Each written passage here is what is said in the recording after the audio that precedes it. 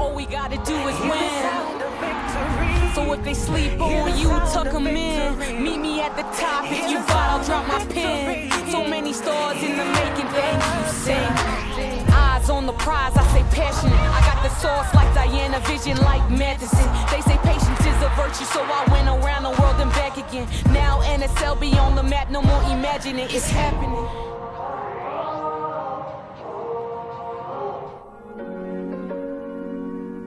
Tonight at Swangard Stadium, it's a head-to-head battle between two teams who are thriving right now. The Vancouver Rise sit fourth, just inside the playoff picture. They're coming off a massive 5-1 win over the Ottawa Rapid and are welcoming back their captain, Quinn, who's missed the last 4 games, so the team is certainly thrilled to have them back. And Calgary, well, they're in 6th place, but don't sleep on the Wilds. They're unbeaten in the last 4, scoring 13 goals along the way. Well, come on in and join us. This is the NSL on TSN, brought to you by BMO, the official bank of the Northern Super League. I'm Kate McKenna. She's former Canadian Youth International, Jess Lisi. And as I say, this game's shaping up to be a great one. Both these teams surging right now, both with players who are putting up strong individual performances. And on that note, we have to talk about Alex Lamontagne. She had her first start for Vancouver last week, and in just 56 minutes of play, she put up 2 goals and 1 assist. What did you make of her performance? I mean, it was a performance that had a bit of everything, Kate. She has that ability to go at people. She's very good at getting the ball in the box, but she has that IQ, and I'm going to be honest here. We used to compete for a golden boot, so I got a little bit of, no, I'm just joking. We are great friends, and she is a fantastic person. She's somebody that comes alive in that final third, and you can see here, DeFilippo comes off the front. It's a bit of a cause and effect. Lamontagne realizes there's that huge gap between the center backs, makes her run in there, and then calmly finishes it by Dagenet. Jessica Wolf getting this ball forward. Abdu attempting to make something come of it, and you can see Lamontagne just trailing, and then buries it. No chance for Dagenet to be able to get on the end of that, but exactly where she needs to be, and she makes the most of it. And in this final clip, Kate, you can really see that Alex is a person that understands where she needs to be positionally. She stays out wide, she keeps that width, is able to get on this ball, quick little look up, and then a perfectly executed cross into Anna Bout with, I mean, that was a fantastic goal, and that was an exciting goal. And yeah, talk about a first start. No kidding. Anya Hunter-Muller says she is direct, a powerhouse, a game changer, and we saw all of that. She is starting again today as we look at the starting lineup for the Rise, brought to you by DoorDash. Just 2 changes from last match. Jamie Perreault in for Kayla Hansen on the back line, and Quinn replaces Jess DeFilippo. Let's go pitch side. Sarita Patel is with Alex Lamontagne. Now, Alex, a solid first start for you. How are you going to build on that performance today? Yeah, I mean, all kudos to the team, to the staff. I think we had a great week of training, just really connecting with the girls more and more every day, and hopefully just going out there, getting those 3 points, maybe a goal, maybe another assist, but whatever I can to help the team, honestly. I was going to ask you that first full week for you for training. It feels like you've been with the team for a long time, but how are you feeling on and off the field? Like, what are you guys doing to get kind of comfortable here in Vancouver for yourself? Yeah, I mean, the girls have been amazing. We hang out a lot of card games, a lot of coffee shops, a lot of restaurants, exploring Vancouver. It's beautiful. And I think that really helps the chemistry on the pitch. So yeah, they've been nothing but amazing, honestly. I'm going to ask you here, favorite coffee shop? Oh, don't put that pressure on me. I live on Main, so I'm close to like Forecast and Parallel, so that's what I know right now, but I promise I'll go to all of them. You know what? After this game, you can enjoy yourself a victory coffee. Yeah, a victory latte. There you go. Good luck today. Thank you so much. Victory coffee would taste pretty sweet. Pivoting to Calgary, Jorian Bauckham has been a force for this team lately. 3 goals in 3 games after scoring just 1 goal in the first 13 games of the season. Jess, what stands out to you about the way she's been playing? I mean, she's really been coming alive in that final third as far as finding the areas and the spaces in which she can execute and be that much more dangerous. And that's what's so exciting about her. You can see 8 shots, 4 on target, 3 goals, and 17 carries. She's somebody that comes alive. And this is somebody that we expected to really score a ton of goals last year, and she wasn't able to do that. But when you look at her here, Kate, this is what started it all. She's in the right position, a bit of, ball to face here, but it goes in the back of the net. That's all that matters. A goal's a goal, and you can see her there, just a bit of a giggle from her. She recognizes it. But this goal, I love this goal. She finds the gap in between the center backs, nice little turn, lives in that space, and then the way she turns actually makes it impossible for the defender to be able to get there, and then calmly finishes it in the back of the net. This is my favorite Bochum goal ever. One of the best goals of the season so far, I would say. Brilliant individual effort, recognizes that turn, pulls out a little cheeky step over, drives inside, and then places it by Karpenko. There's absolutely no chance for her. You can see her gleaming with confidence, and that's what you love to see, and I think she's going to be a huge part today. Well, certainly the coaching staff thinks so. She is once again getting the start as we look at the starting lineup for the Wild, brought to you by DoorDash. The shocker here is in net. Sarah Kilty-Dilling makes her NSL debut, replacing Caitlin Talbert.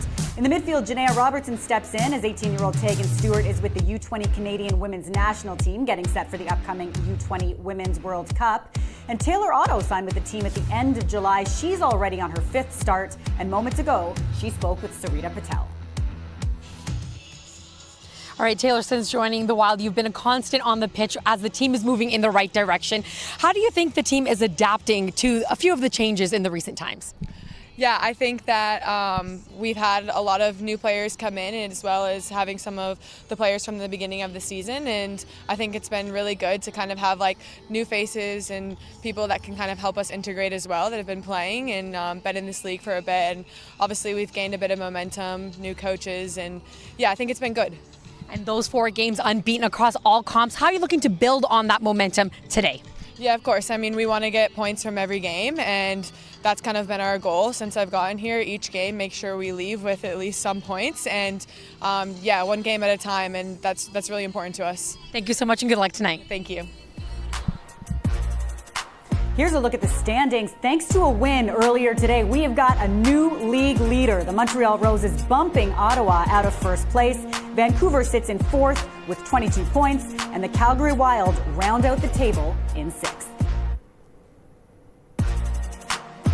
There may be some future Rise players in the stands tonight. It's the Future Stars match, celebrating the next generation of soccer stars and their coaches. Kickoff coming up next. Nigel Reed and Jess Lisi with the call. Welcome on board our new Triangle Rewards and WestJet Rewards partnership. Prior to earning, ensure your accounts are securely linked. In the event you shop or fly with us, earn Canadian Tire money and WestJet points on all eligible purchases. Breathe normally and secure your own rewards before assisting others. Take a moment to locate where you can spend once and earn twice. Link today and watch your rewards take off. First game. First whistle. First goal. First jersey. First autograph. First favorite player. First away game. First big win. First time thinking, that's gonna be me. Firsts help us move forward together. Toyota, founding partner of the first professional women's soccer league in Canada. Watching dough rise always fills me with inspiration. Don't ever look at my savings account. The dough doesn't rise. BMO has 2 simple ingredients to make your savings rise. Great interest rates and no monthly fees. Yeah, that would do it all right. Plus, get a cash bonus for opening a checking and savings account. So BMO helps your savings grow bigger faster. Like a triple dose of yeast. You're hired. What? No, I wasn't looking for it. Yes, chef. Yes, chef. Yes, chef. BMO. This Northern Super League match is brought to you by Simons, proud fashion partner of the NSL. And by WestJet, the official airline of the NSL.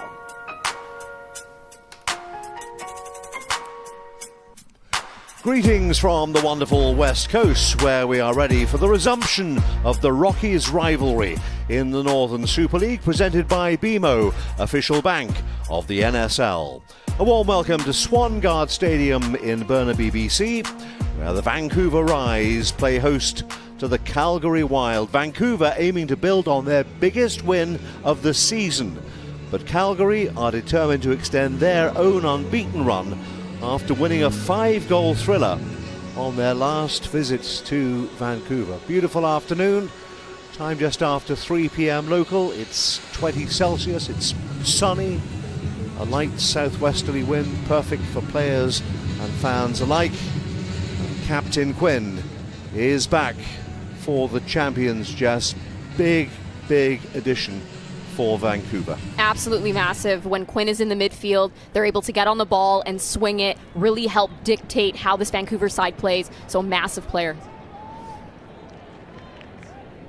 Vancouver Eyes in their after dark strip, that's what they call it, against the pink and teal, the change strip of the Calgary Wild. Unbeaten in 4 matches in all competitions after a wretched start to the campaign. But coaching changes and personnel changes on the field have made a difference. There's no question about that. So although Calgary are still afoot the standings, they are far more competitive. And because of that run, Jess, I mean, confidence is such a big thing in any professional sport. Yeah, it absolutely is. And it spreads like wildfire. Once you get that first win under your belt, you're able to continue that momentum forward and get another win or get another point, or at least put out a great performance. And that's one of the biggest things throughout the early part of the season, Nigel. Calgary wasn't really competing with their opponents. You went into the game, they had a bit of a down attitude because they weren't getting the results. But now we're seeing them come out confident and compete to that final whistle. Salma Flores de Rocher from Victoriaville, Quebec, is this afternoon's match referee. Calgary might get a cross in here. First test and a first touch for Jessica Wolf in goal for the Vancouver Rise. Goalkeeper, something of a talking point here. Wolf holds on to her spot in goal for the champions, but Sarah Kilty-Dilling is at the other end of the field and might be employed in a moment. She's been with the Wild since day one in 2025, but has never stepped on the field. She's been a constant backup, but at 33 years of age, Calgary native gets her chance in goal and an NSL debut for Sarah Kilty-Dilling. So a big day for her and for those around her.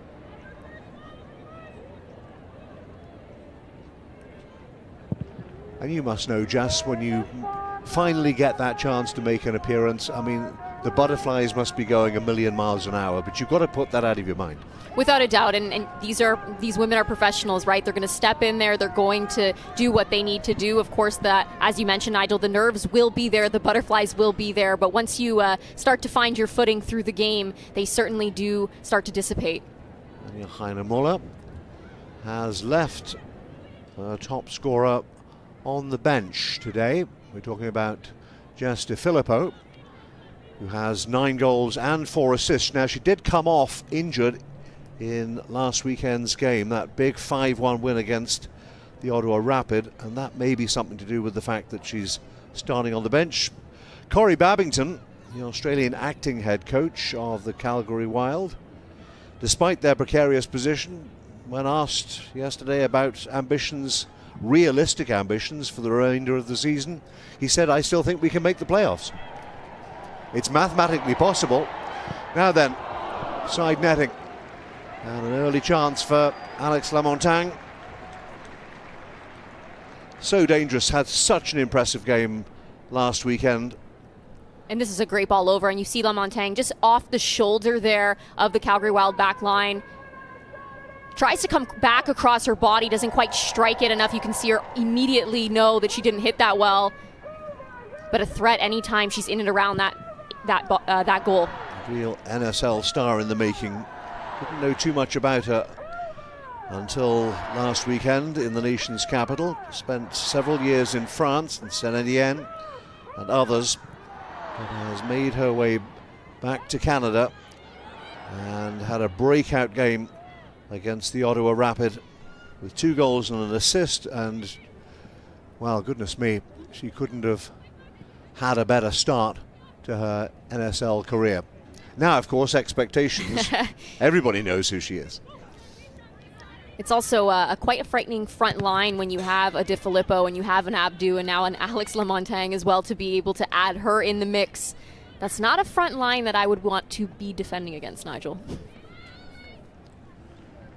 So, first corner for the Calgary Wild. And Josie Olisino, another recent addition, will take it from the corner quadrant deep towards the back post. Chance for Vancouver to clear. Head tennis inside the penalty area, and in the end, as the referee whistled, there was a coming together and maybe a clash of heads, and we'll have a stoppage because the medical staff will be required.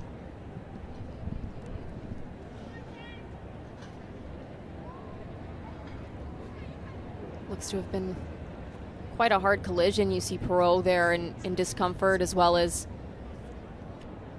Johnson, I believe. We'll take another look at it here. Jamie Perreault alongside her. You see them both look to contest that ball. Perreault going up just a little bit late and making contact.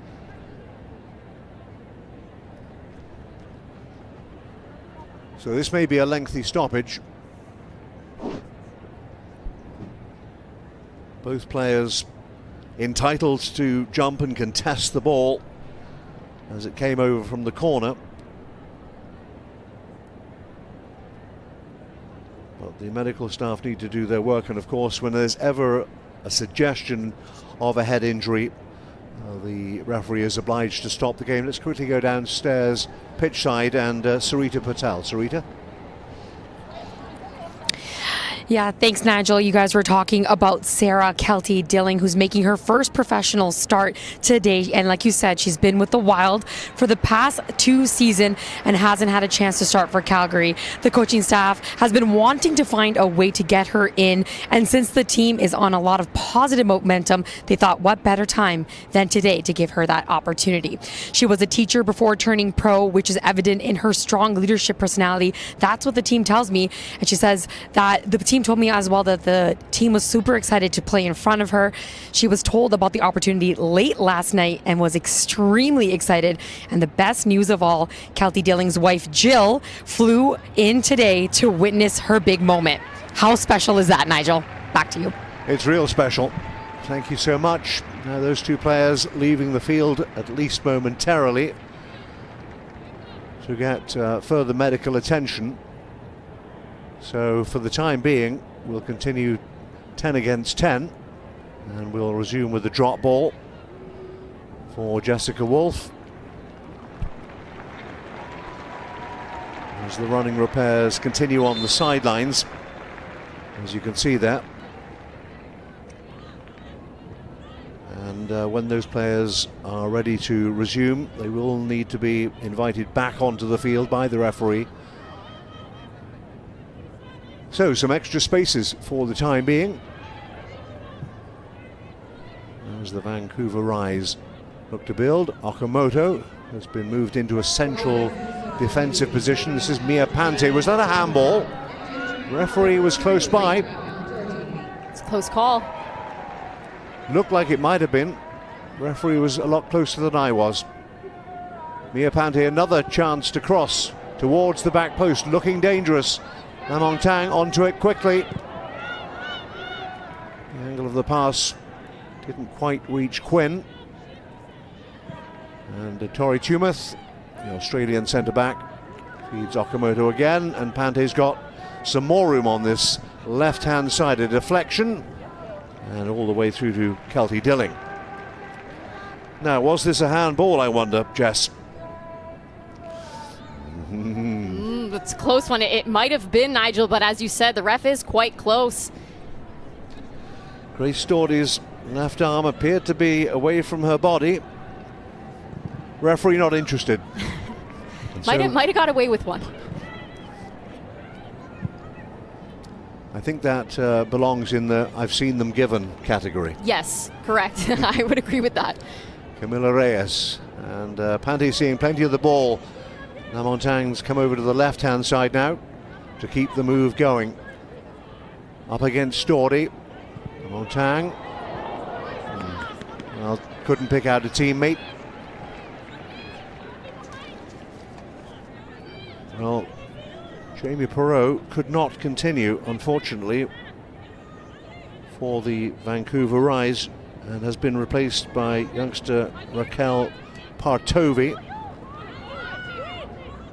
who comes in and will have to fill in at right back. Just 17 years of age, Partovi from Surrey, BC. This is just her 4th appearance, but it'll be by some distance her longest appearance in an NSL game. So the Rise forced to burn an early substitution, and that's unfortunate.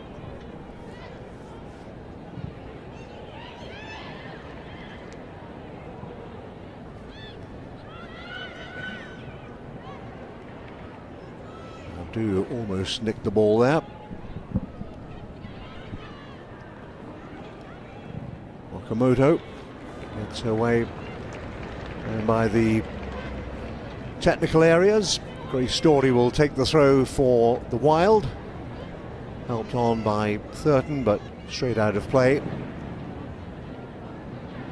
And so it'll be the Rise to get us going again. Pante looking for the flick on from Abdu. Tifa Abdu looking to turn provider. Has 3 assists already this season. Pante there in support, looking square. Quinn couldn't gather it in. Maybe the counter-attack is on here. On the left-hand side, Kylie Johnson, support arriving inside the penalty area. That's clever. Shot will come in. Needed saving. It's going to go in. Sarita Thurton, I think, on the end of it from 6 yards out. It was a rebound that Wolf couldn't handle. And Sarita Thurton gives Calgary the lead inside 12 minutes. It's a scrappy goal, and we know that this Calgary Wild side is very good in transitional moments, and that's exactly what was on full display there, Nigel. You can see here, you have Johnson driving forward. Tumith does well to recover, but Johnson sticks with it, plays that nice little slip ball through, continues to drive forward, and then you have Thurton who's ready to pounce, and that's exactly what she does. She ends up beating Okamoto to the ball and just ultimately getting that into the back of the net to put her team ahead. Great industry by Kylie Johnson to keep going and then play that subtle little square ball. And Wolf couldn't hold the shot, and all smiles from Sarita Thurton. Excuse me, she actually beats Pante, not Okamoto, to the ball. Just a correction there. Thurton's 3rd goal of the season.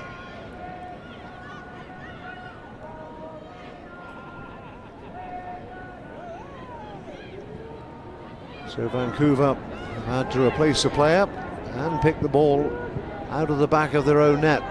All inside 12 minutes. Alex Lamontagne trying to redress the balance. As far as the Rise are concerned, that looked like a late challenge. Hannah Boughton, the aggressor. Quick free kick.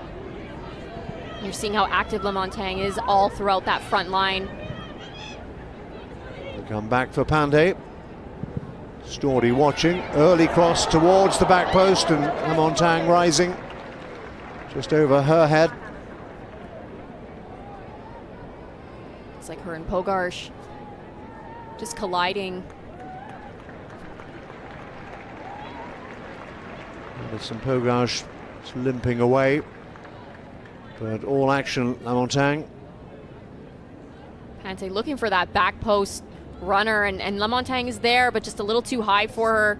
You see both her and Pogarsh go up to contest that ball. Goes over top of both of them. Went out for a goal kick. The Wild's revival has been quite dramatic in recent weeks. 3 wins and a tie in all competitions. 3 in the NSL, 1 in the Women's Canadian Championship. And they lead at Swangard. Abdu looking inside and about. Wasn't quite sure where the ball was. Momentarily she was unmarked, but couldn't get the shot away. Those are the opportunities that you want to see go into the back of the net. Has to be better here from Bout. You see Abdu do well to just get this ball perfectly to her, but it gets caught up in her feet. And nothing dangerous coming from it.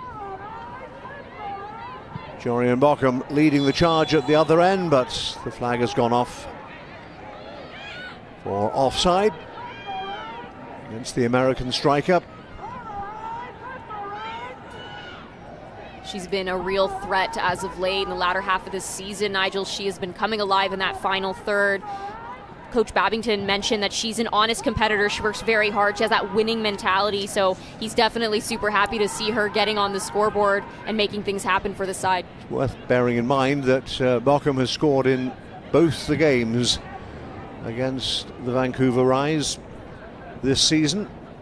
And as you said, has been in fine form of late. 3 goals in her last 3 appearances. You can't ask any more of a striker.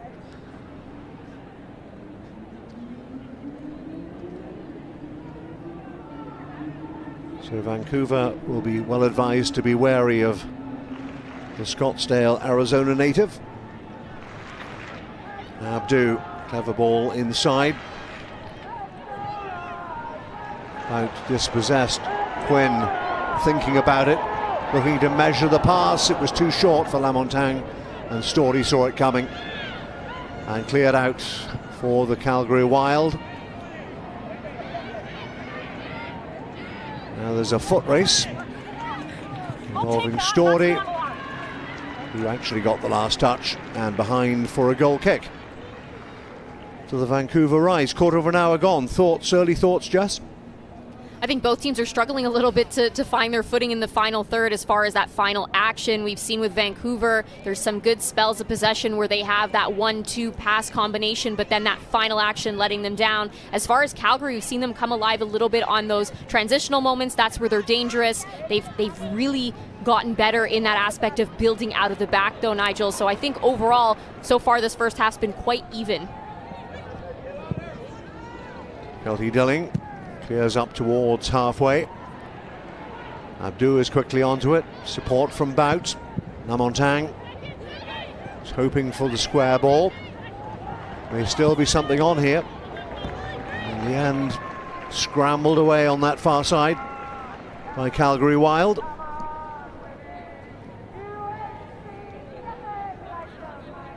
We've also seen multiple times just how key Quinn is and their ability to be that outlet player. Anytime somebody is looking up for an option, Quinn is available to be able to start the play, to switch the point of attack, and really create something going forward.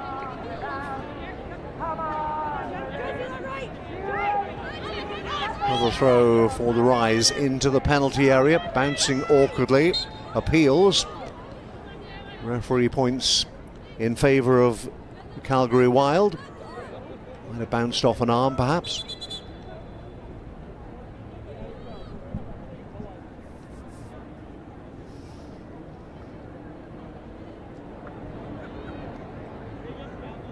Sarah Kelty Dilling served the Calgary Foothills organisation for several years.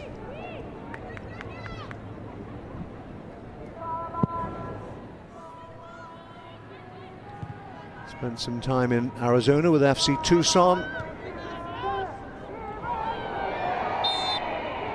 This time the challenge is unfair on Lamontagne. See Robertson attempting to argue, but the two-handed shove is a hard one to ignore for a referee. Tumouth. It'll find its way to the Colombian Camila Reyes. Pante on the run again, as always, away from Storey. Danger here for Calgary. Lamontagne took it first time, couldn't keep it down. She's had a couple of half chances. She certainly has, and we're seeing Pante as well. She's been on the other end of them as far as getting the ball in the box to Lamontagne. That back post ball. Here it is again, the overlapping run, looks up, recognizes it, and it's just a delayed run from Lamontagne to be able to time it. She does make contact, but just leans back ever so slightly, gets it over top of the bar, but does make good contact with it. Worryingly, from a Calgary Wild point of view, she was completely unmarked at the back post. I'm not sure where Pogash was, but Lamontagne had time to see the ball and the flight of the ball coming, decided to take it on the volley. Made good contact, but 3 or 4 feet over the crossbar. Well, she has somewhat of a second gear, Nigel. She picks her moment to really change that pace to be able to threaten. Abdu forced a little wide. Abdu looking for a way around Story, who locks the door at the expense of a corner.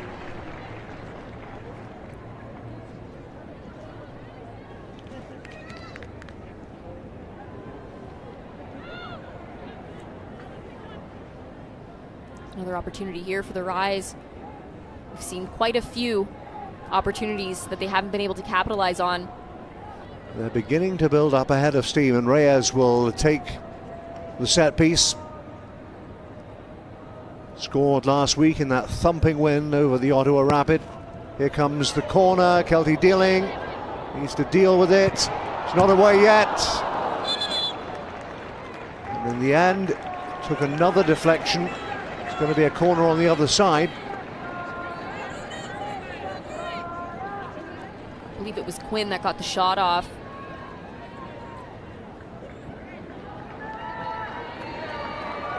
That was certainly my thought.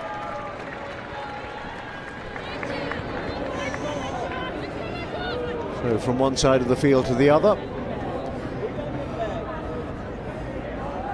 Wales will be looking for a similar sort of delivery, perhaps, to create some havoc inside the 6-yard box. Keeper stays at home. Plenty forward, second phase for the Vancouver Rise. Okamoto trying to pick out a teammate on the edge of the area. Tang was first to show, gets it back. Right idea. Not quite on the same page as her teammate. A little too heavy from Alex on this occasion. You saw the Wild setting up for that second ball to come in and be delivered deep. They didn't bother stepping forward to apply that pressure on the ball. Lamontagne doing well to be able to come off the front, get that ball, get the second ball, and then attempt to play a ball through, but just too much weight on it. Lamontagne cycles again. Quinn passes and moves and makes their way forward to the edge of the penalty area. Repelled for the time being. Thurton heavy touch, and then Michaela Moore, more height than distance. Bockham doing what all good strikers do, back to goal, but loses out to Abdu. Reyes challenging with Thurton. For Pogash, clever 1-2. They're trying to play their way out. It's really well done there from the Wild. They evaded that pressure, and that high pressure at that. It's well done. Here is Bockham. Ante stood her ground to good effect. Now Moore, New Zealand international, trying to dink it over the top. Bockham onto it. And off Okamoto for a corner. While we just have a moment, we can confirm, by the way, that Jamie Perreault, who had that early clash of heads and couldn't continue, was forced to come off. It is classed as a concussion substitution. So Raquel Partovi, who came on in her place, what it means is that Vancouver Rise still have 5 substitutes available to them because of the fact it's a concussion substitution.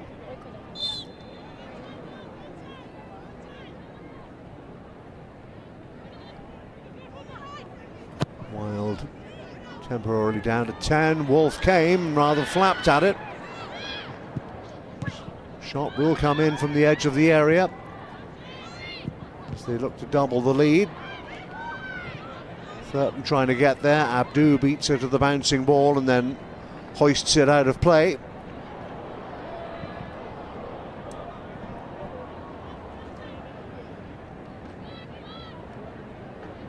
Stordy wants it, wants to get on with it quickly.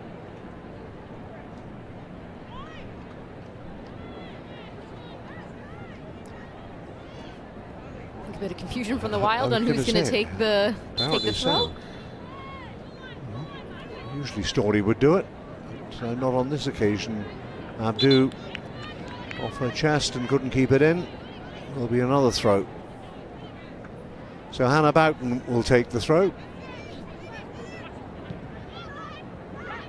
Short for Bockham, and again off Abdu for the third time.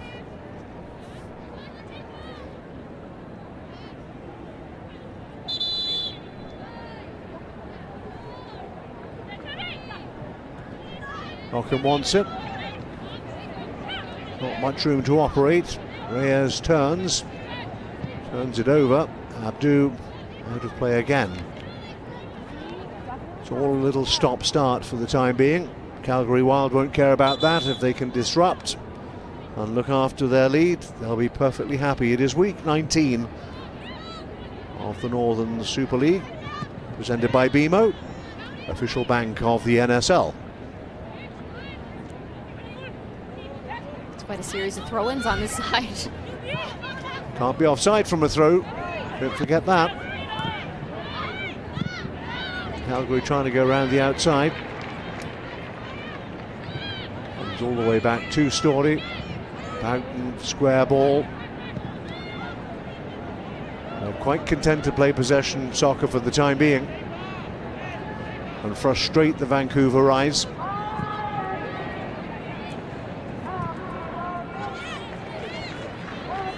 Boughton again, looking for the goal scorer Thurton. This could be danger. Really should have been a second. I think it was Kelly Johnson on the far post who couldn't direct it on goal. And that starts off with some great opposite movement. You see Boughton come out to the outside. Thurton is tucked in and occupying both Okamoto as well as Pante, and she's able to get on the ball, play this through Thurton, who gets a beautiful ball across.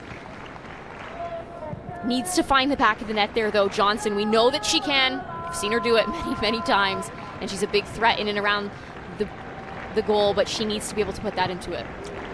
She'll be disappointed. She was under pressure, had to take it first time.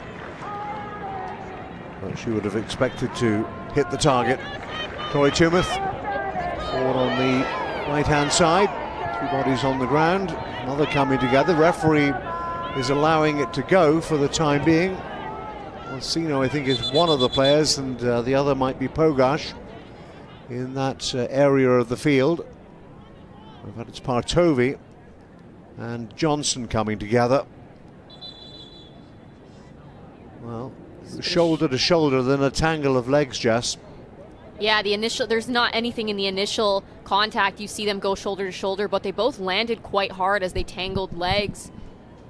Partovi looking to be in quite a bit of discomfort. And yet another stoppage as the medical teams arrive to attend to their players, reminding you that Raquel Partovi herself is a substitute. So we're going to have another brief stoppage here. Let's go back downside pitch side and Sarita Patel.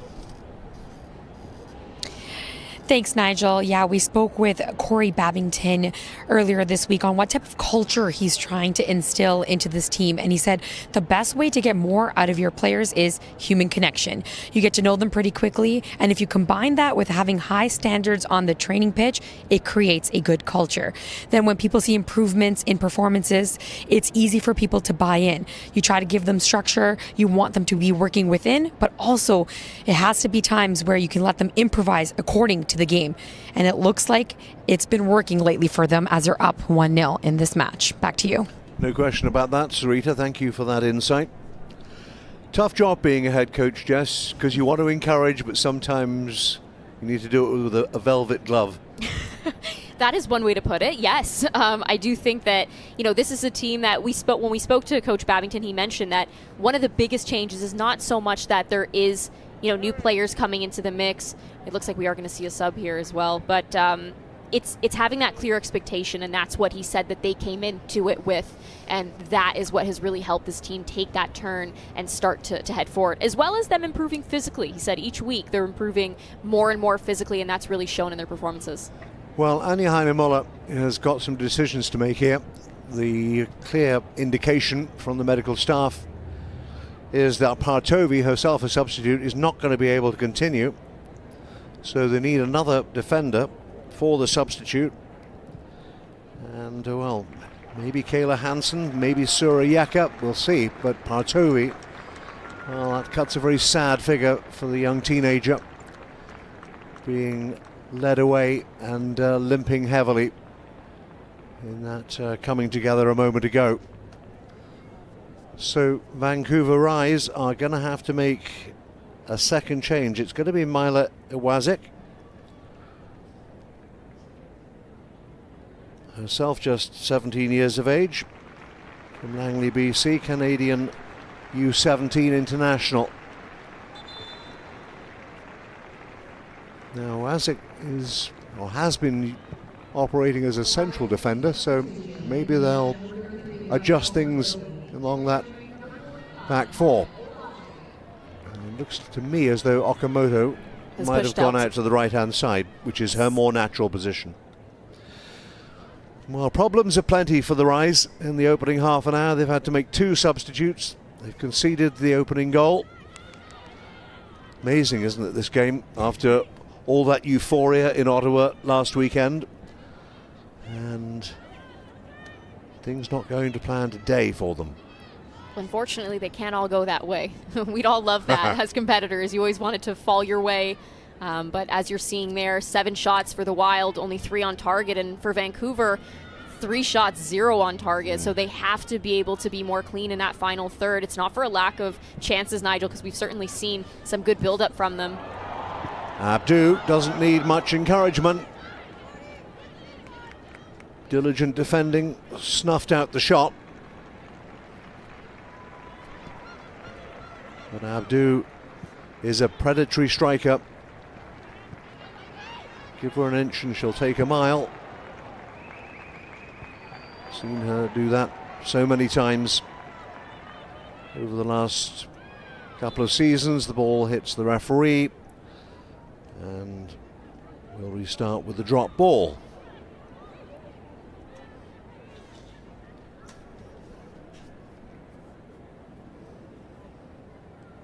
And Quinn may have a problem.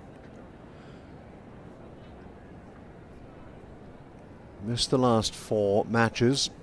They made their comeback today in the starting lineup. Surely Vancouver don't have to make yet another substitution, but Quinn appears to be in some discomfort.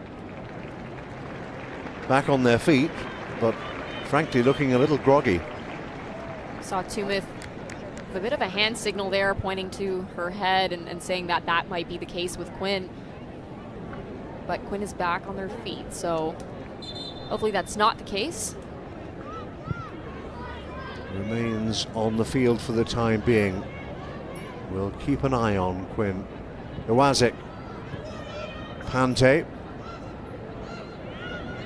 Pante again, battling with Thurton. Pante did well just to hold on to the ball. Lifts it forward as far as Story. Quinn. Pante. Abdu trying to outpace Story, who's a strong defender. Does well to hold off the Vancouver attacker and see it behind for a goal kick.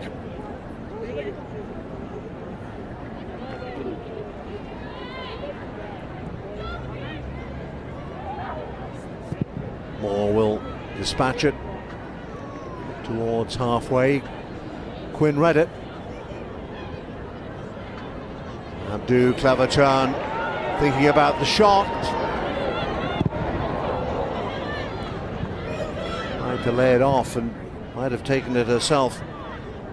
Lopez, her attempt was charged down. Story again, Pante breathing down her neck.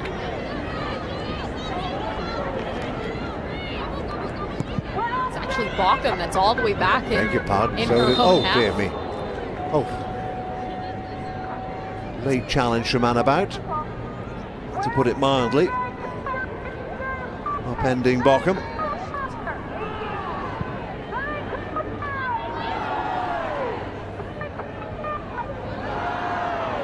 Taylor Otto And Michaela Moore, Kiwi and American at the heart of the back line. Wazik back for Jessica Wolf, who returns the favour. And Pante away from Thurton at pace and with purpose. Oh, and then hit the back of her teammate Latifa Abdu, which was not the intention, obviously.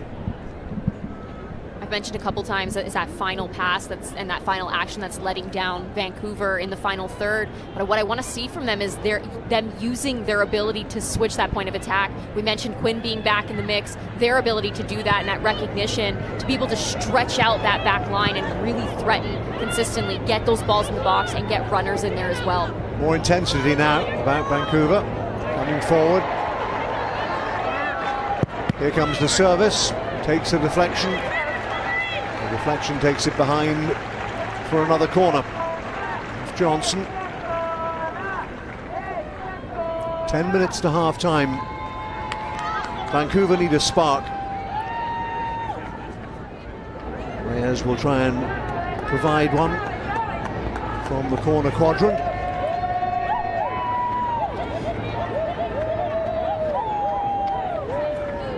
Crowded penalty area. Kelty Dilling, the debutant, needs to deal with this defensively. Abdu helps it on. Scrambled clear for the time being.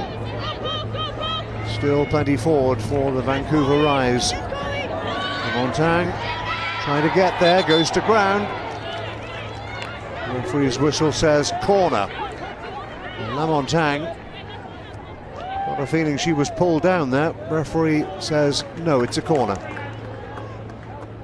See again, there's apps. You see Lamontang going through Johnson as Johnson just puts herself in between her and the ball. Didn't really see any contact with the ball there, mostly just Lamontang. Reyes into the area again. The corner count is adding up quick. Kelty Dilling off her line. Makes a comfortable catch. Vancouver Rise, of course, the inaugural champions. They'd love to do it again in 2026. And to do that, they would have to win at TD Place in Ottawa. And all the silverware will be handed out. NSL Championship Final, November the 14th. Save the date. And yet another corner. Seeing how well it's working when they do go down that flank and when they do switch the ball. You have a player like Okamoto getting forward, just taking a little bit too long in that moment, hesitates, doesn't get the ball in early enough, but in the end wins a corner kick anyways. And this is another big opportunity for the Rise. They have to be able to capitalize on one of these. We've seen quite a few here back to back. So can they do better this time around? The Colombian Reyes. Tang trotted across in case they wanted to try a short corner, and they will. Now Montang, different angle this time, towards the back post, bodies are up. Kelty Dilling got a little fortunate. Can they keep it going? Quinn goes down. Referee says penalty. Ball had gone. Quinn standing leg. And referee Selma Flores de Rocher had no hesitation and pointed to the spot. You see Quinn take that initial touch and Alessino just going right through them, taking that standing leg out from beneath them. There again, it's absolutely a penalty shot. Right call from the referee. Vancouver had a penalty in Ottawa last weekend, which Reyes took in the absence of Quinn. But the Rise club captain is back and will take responsibility from 12 yards. Quinn, fine penalty. Smashed it into the roof of the net. Quinn is back. Quinn scores. Kelty Dilling, no chance. It's 1-1 at Swangard Stadium. We've seen them do it on multiple occasions, but just steps up and buries this. What a beautiful penalty from Quinn. So much power and precision, just finds the back of the net.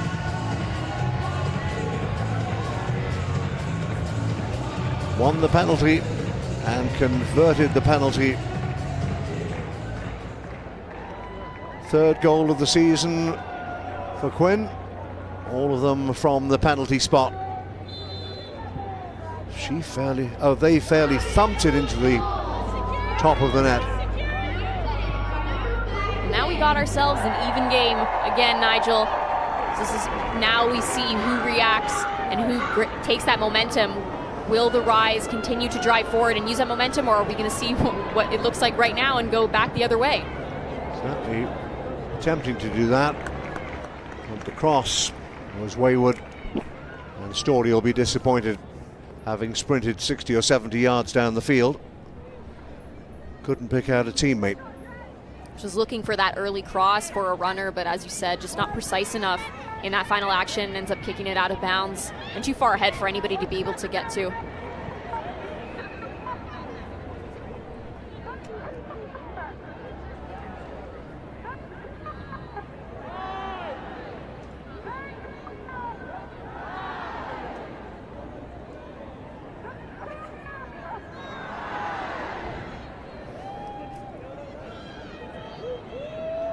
Ante for Reyes. And Pelo-Colombian Mighty Lopez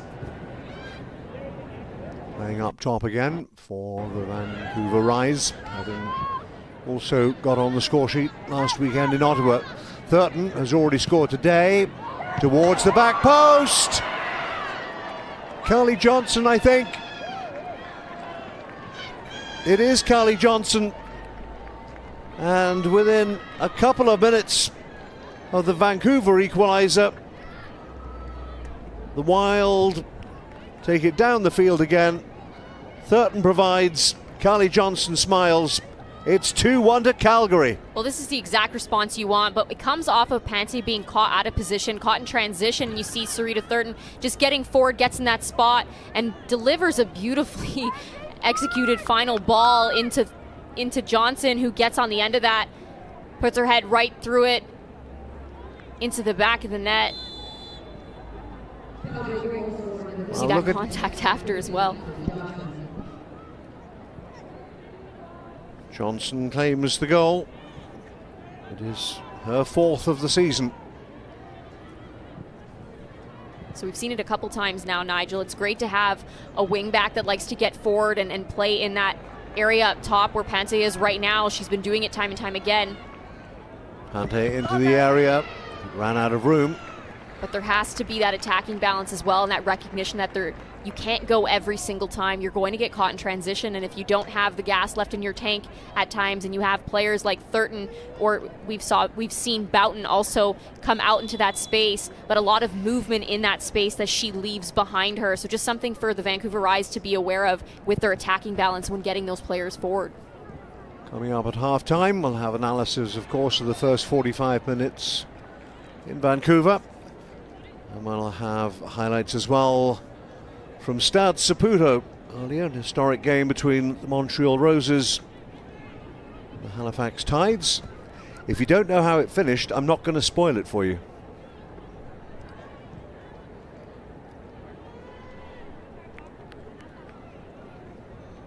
Couple of minutes to half-time at Swangard. There will be a considerable amount of stoppage time.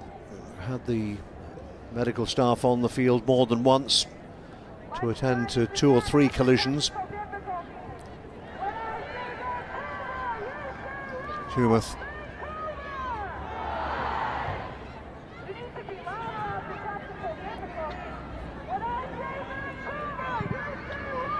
Was it?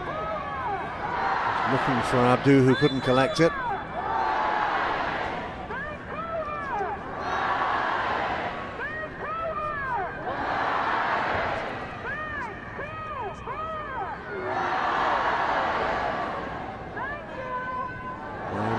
Is that we're going to have an additional 5 minutes at the end of this first half, which is about right, considering the stoppages I was referencing.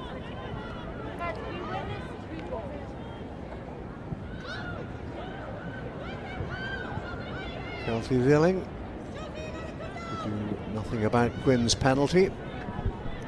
Storey trying to measure the ball forward for Bockham. Everything to her left, more danger. Comes back for Storey. A chance for the cross. Thurton again's already got a goal and an assist. And offside brings it all to a halt. Storey just a glance over the shoulder to see the flag raised against her. You're seeing the bravery of Storey on display. Always loves to get forward and cause issues for the opposition. So as suggested, a minimum of 5 minutes to add. Gosh, for Otto.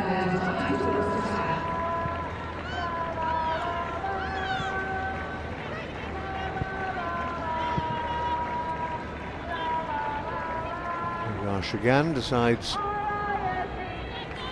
that one down the left-hand flank. It's really well defended there from Quinn. Wazik for Pante. Storey quickly in, away, bounces off Reyes, still has the ball. Really strong in possession, Grace Storey. Handball was the suggestion, or at least the appeal from Michaela Moore.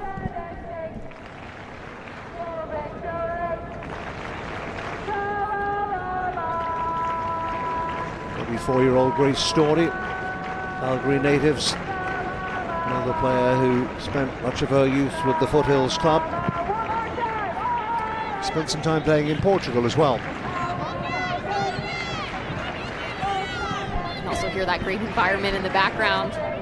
Something you can count on anytime the Rise are playing. Storey stood her ground. It will be a Vancouver Rise throw. Well, having worked hard to get themselves back on terms, my goodness, they'll be disappointed to concede a second goal, especially in that fashion. And like I said, it comes off of a lack of awareness in that moment, just getting caught with a lack of attacking balance.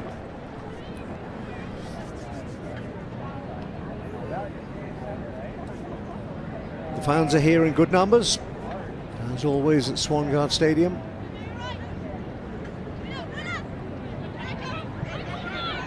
Reyes asking Wazik to deal with it. Pante, right-footed, not her favourite, helped on by Abdu.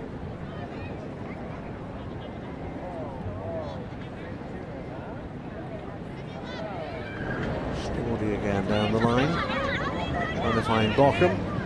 Was that a push? It was, and somewhat unnecessary push from Pante, and concedes a rather needless free kick.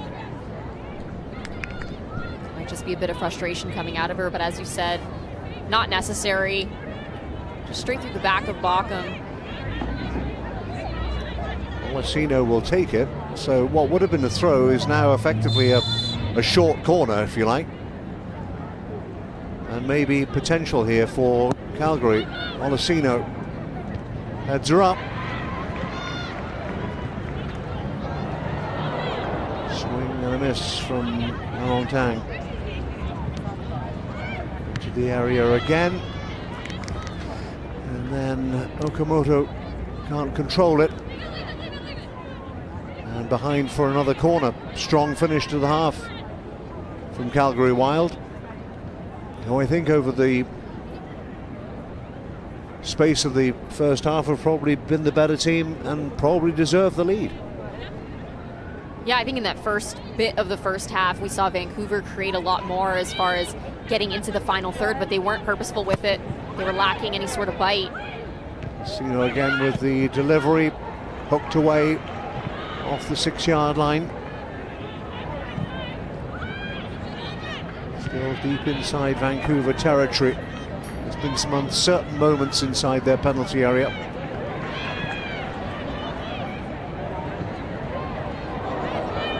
Meant for Lamontagne, never got there.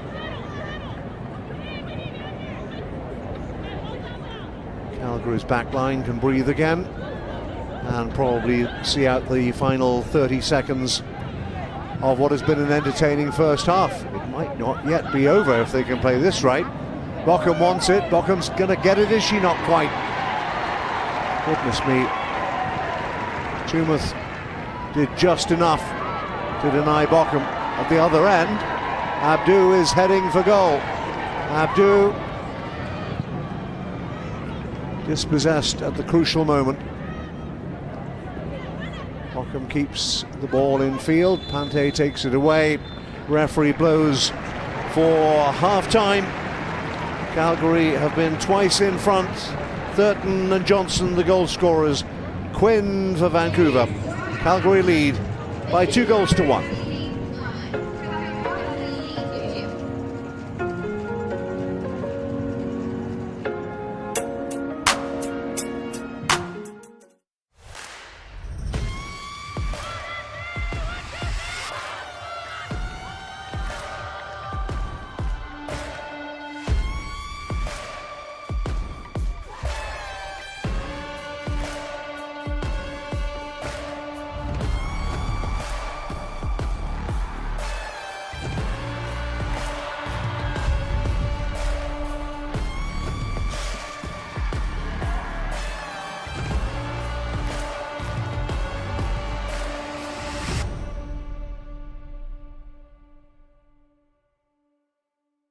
You got this.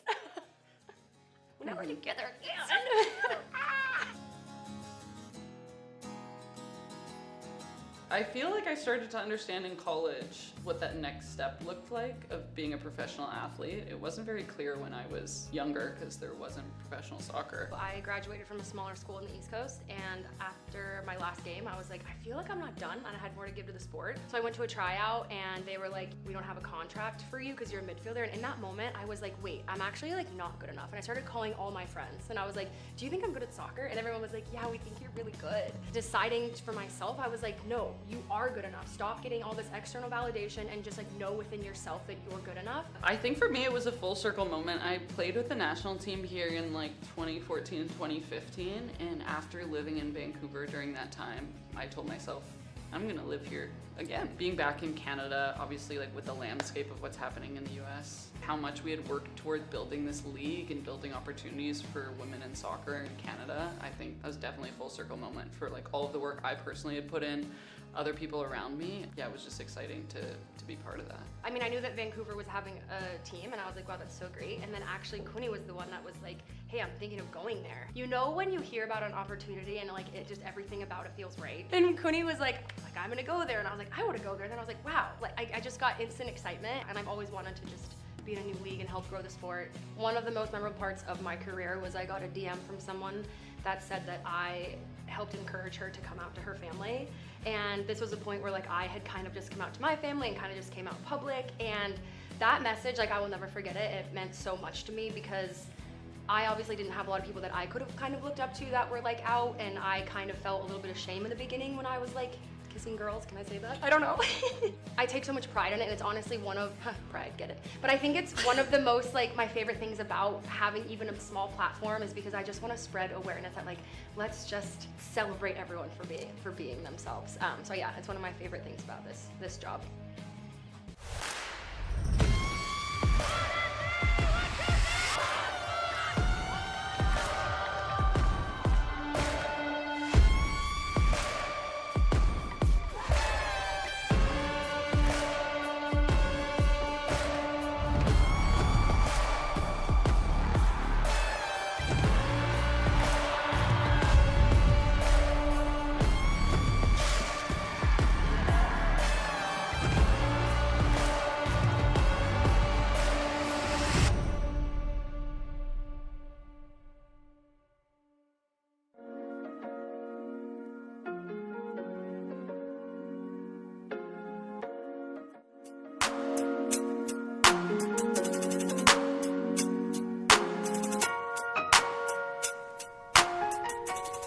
to the NSL halftime show presented by BMO, the official bank of the Northern Super League. A 2-1 lead for the Calgary Wild at the half as we look at the stats. Vancouver dominating possession, but just one shot on target. And as you can see, as far as total shots go, fairly evenly matched. You know, Sarita Thurton had an excellent first half, a goal and an assist, and she's pitch side with Sarita Patel.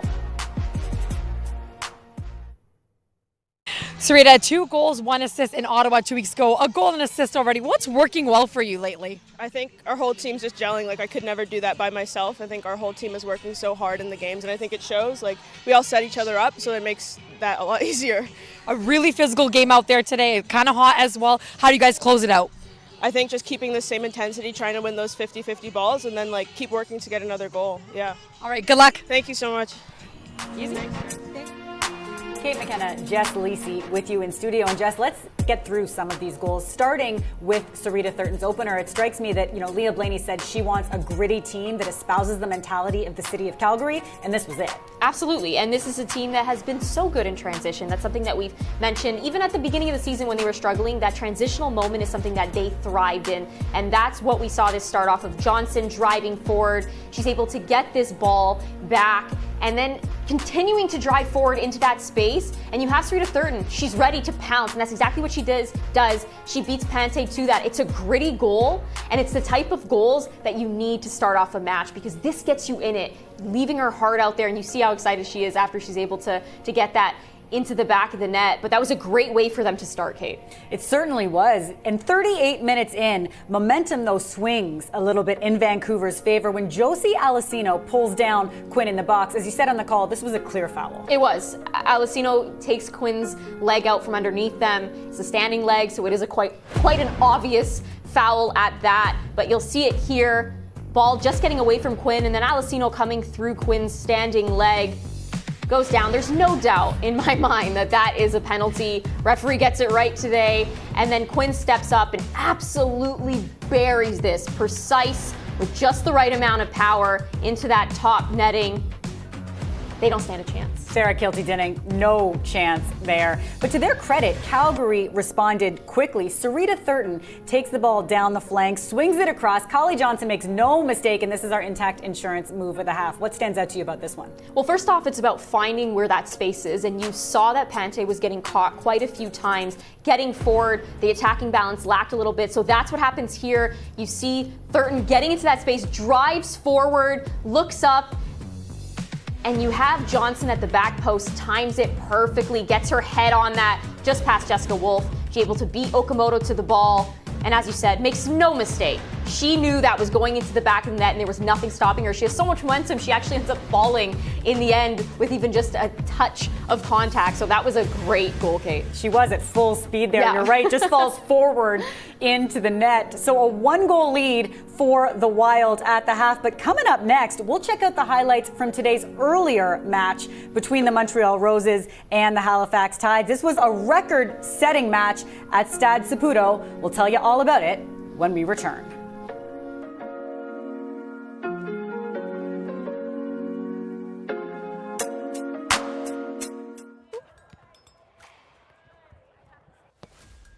Ooh, that was good. That was really good.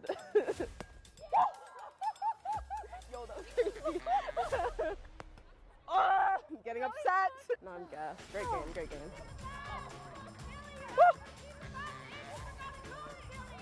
Woo!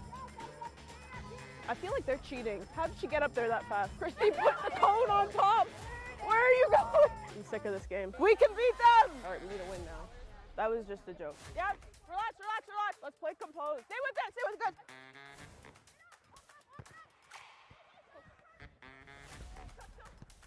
Yeah.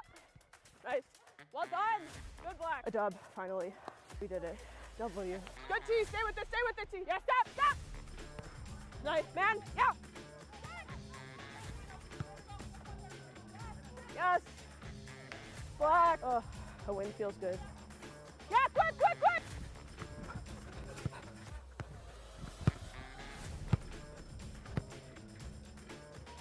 Oh. Yes. 1, 2, 3. Wow. Time to go to bed. He's watching. We got eyes all the time.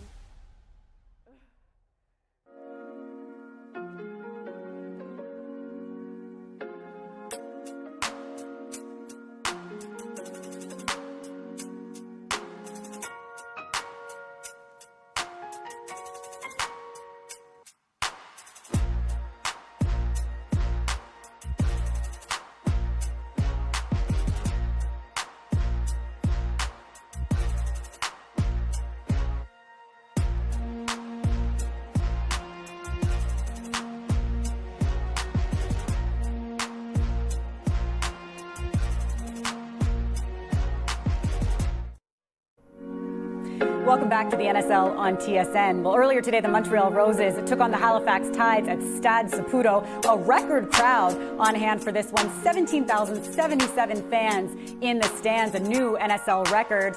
And things got started quickly after the Pyro, of course, a frenetic first half. Chances from both sides in this one, but take a look at this. Stella Downing with some cheeky footwork. She manages to cut it back again, get a shot off, but Anna Karpenko says no thanks. She is having none of it. A big example of why she leads the league in clean sheets right there. Fast forward to the second half, Cheyenne Allen takes down Rose's captain Tanya Boychuk. An obvious foul. It's her second infraction of the match. She picks up a second yellow. The Tides down to 10 players.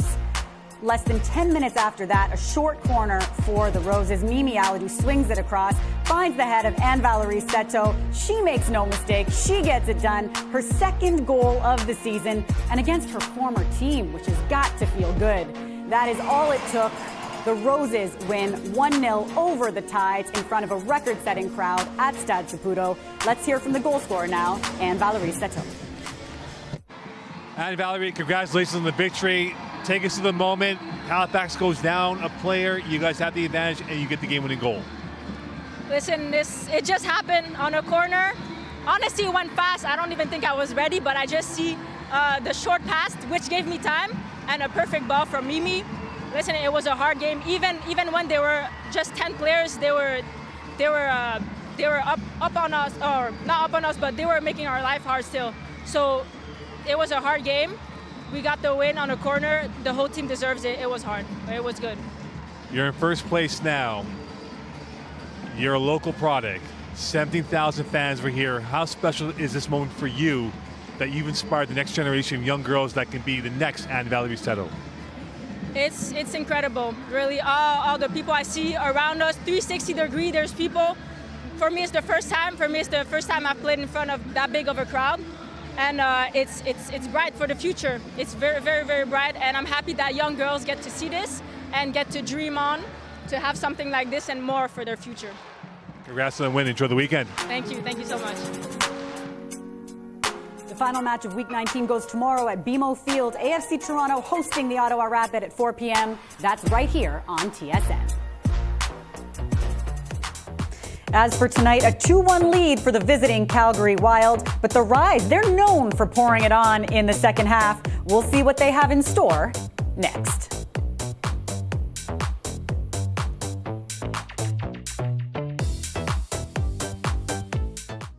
Welcome on board our new Triangle Rewards and WestJet Rewards partnership.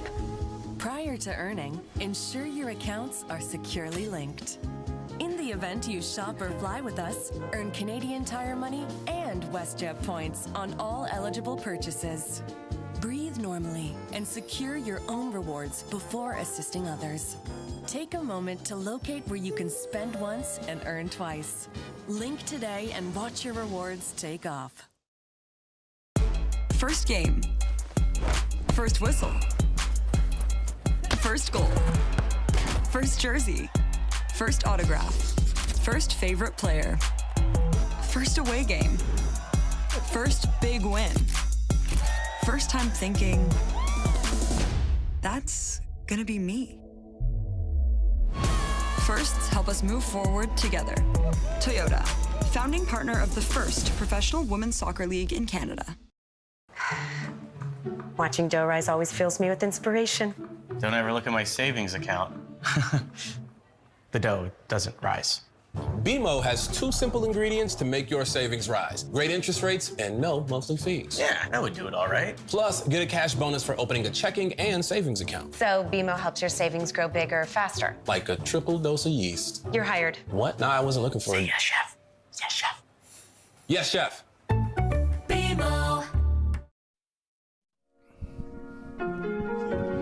Warm welcome back on a warm summer's afternoon at Swangard Stadium. And the Vancouver Rise are taking measures right at the start of this second half to address the balance. Their leading scorer, Jessica De Filippo, is on. Quinn, who scored the penalty but was looking a little groggy at one stage, is withdrawn at halftime. So De Filippo for Quinn, Jess. This is massive for them. I do think that obviously we spoke about the impact that Quinn has, but right now this team is looking to have goals, and when you want to score goals, Jess De Filippo is the player you put on the pitch. You see there 9 goals. She's in the Golden Boot race, so I'm excited to see what she brings into this half, Nigel. Just one behind Elise Bennett of the Montreal Roses. De Filippo wears number 11, and by the way, she has 5 goals in her career against the Calgary Wild. What would she give for a 6 in the next 45 minutes? Early touch for Jessica Wolf at the back. See Bockham full steam ahead as well. Okamoto, who started at centre back, but with that reshuffle has reverted to her more natural position at full back.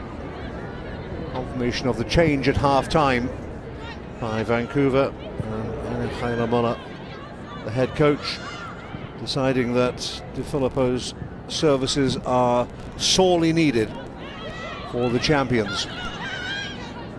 Will that turn the tide in their favour? Just one shot on target in the whole of the first half, Vancouver, and that was the penalty. And here is De Filippo. Early chance. Just a bit of a sighter, didn't hit the target, but is never afraid to take on the shot. Well, I was about to say, you don't score goals if you don't try it, you don't take the shot. So you see De Filippo, she comes off the front. This is something she does so well. She finds the space, and as you said, she's not able to keep that on frame. She's going to want it back when watching it back, but she strikes it well. She does find that power, just needs to be able to keep that on frame, Nigel. I'm sure the Calgary Wild were hoping that she wouldn't play such a prominent part. Slamontang as well to keep possession. De Filippo. Slamontang has continued her run down the right-hand side. Saw last week she can provide as well as score. Across the face of the 6-yard box. Comfortably defended at the expense of a throw.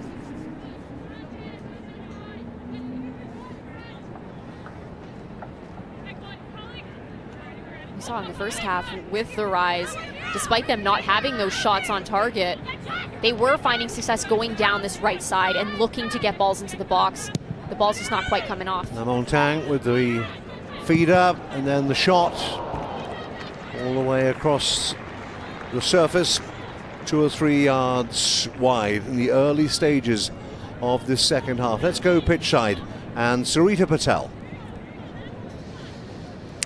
Thanks, Nigel. Yes, spoke to Calgary assistant coach Kennedy Kiarush coming out of the tunnel for the second half, and I asked, what's the message in the locker room? She goes, for us in the locker room, it was a little bit more of that integrity defensively, and we got to make sure that we close down their players with speed, getting pressure on the ball to make sure we deny crosses coming in, and then we just need to make sure that once we win it, we can secure it and look to find the moments for us to hurt them with the ball. While on the other side of the pitch, Vancouver Rise, the message was simple: be sharper on the ball, don't force it in sensitive areas, and we have to take our chances. Back to you.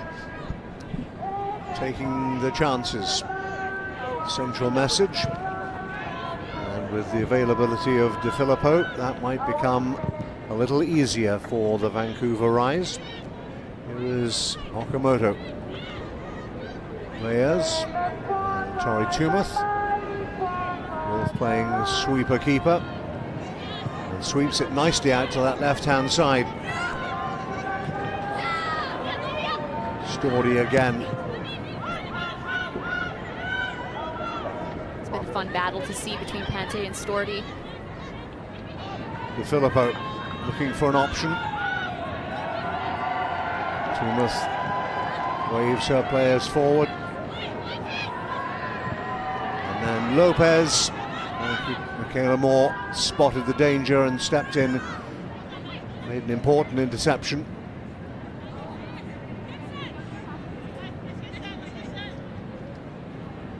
Carly Johnson looks a little uncomfortable. Scored that go-ahead goal. See the contact there with her own teammate. Okay to continue for the time being, Johnson. Turns.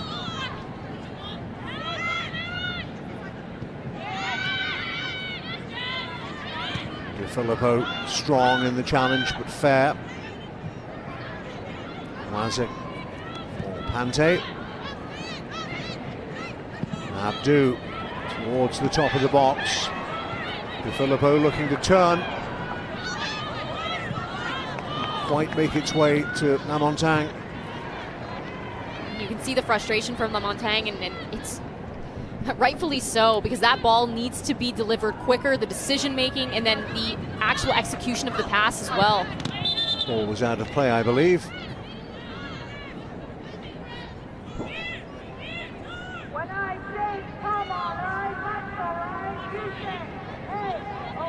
Oh, we saw what a starring role Alex Lamontagne had last week in Ottawa. Got herself into the team as a starter. Of course, you've got to try and follow that up the best you can.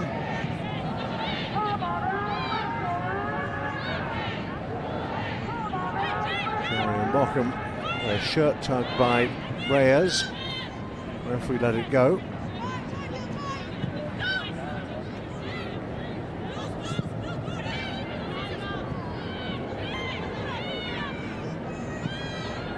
Robertson. Those changes made after the draw last weekend against Montreal by Corey Babington.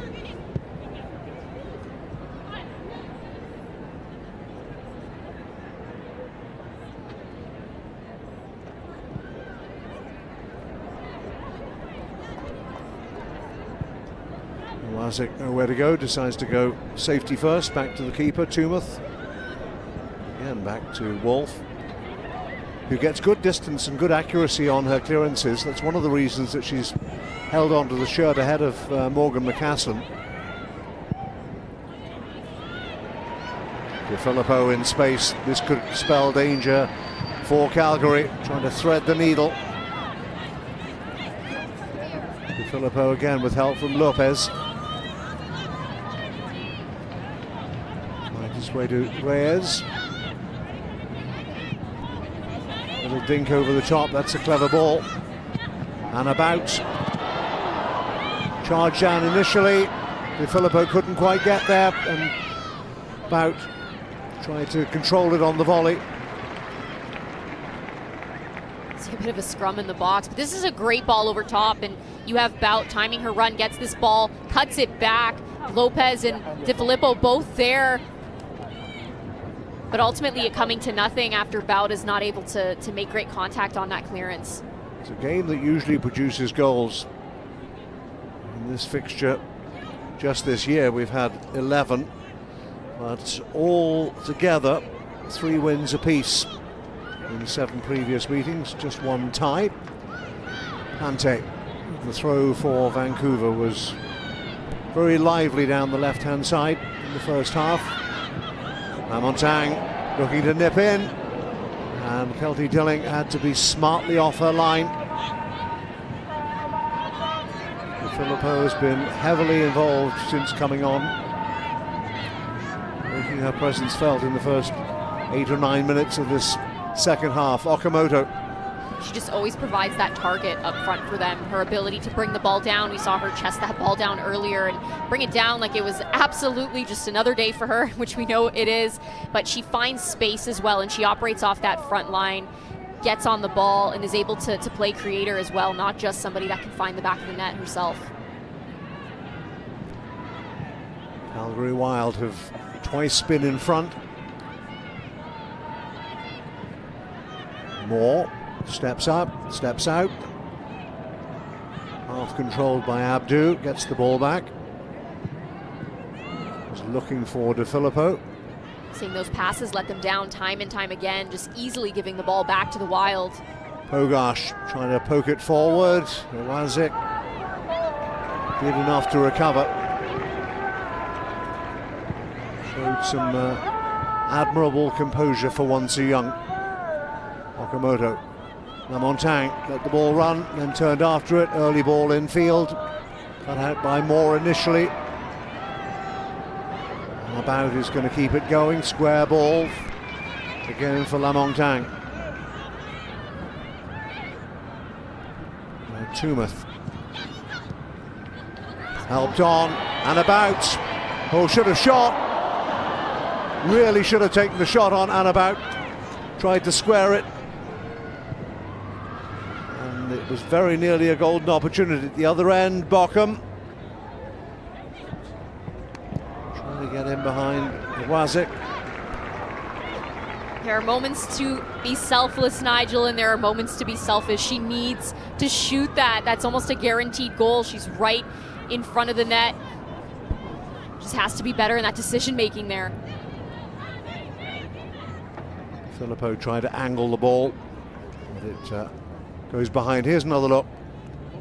It's a great little slip ball through from Okamoto, and Bout gets on this, but she needs to shoot. I can't say that enough. She needs to shoot from there. She cuts it back to Lopez, who has multiple defenders in front of her, and ends up having to strike that first time into Moore.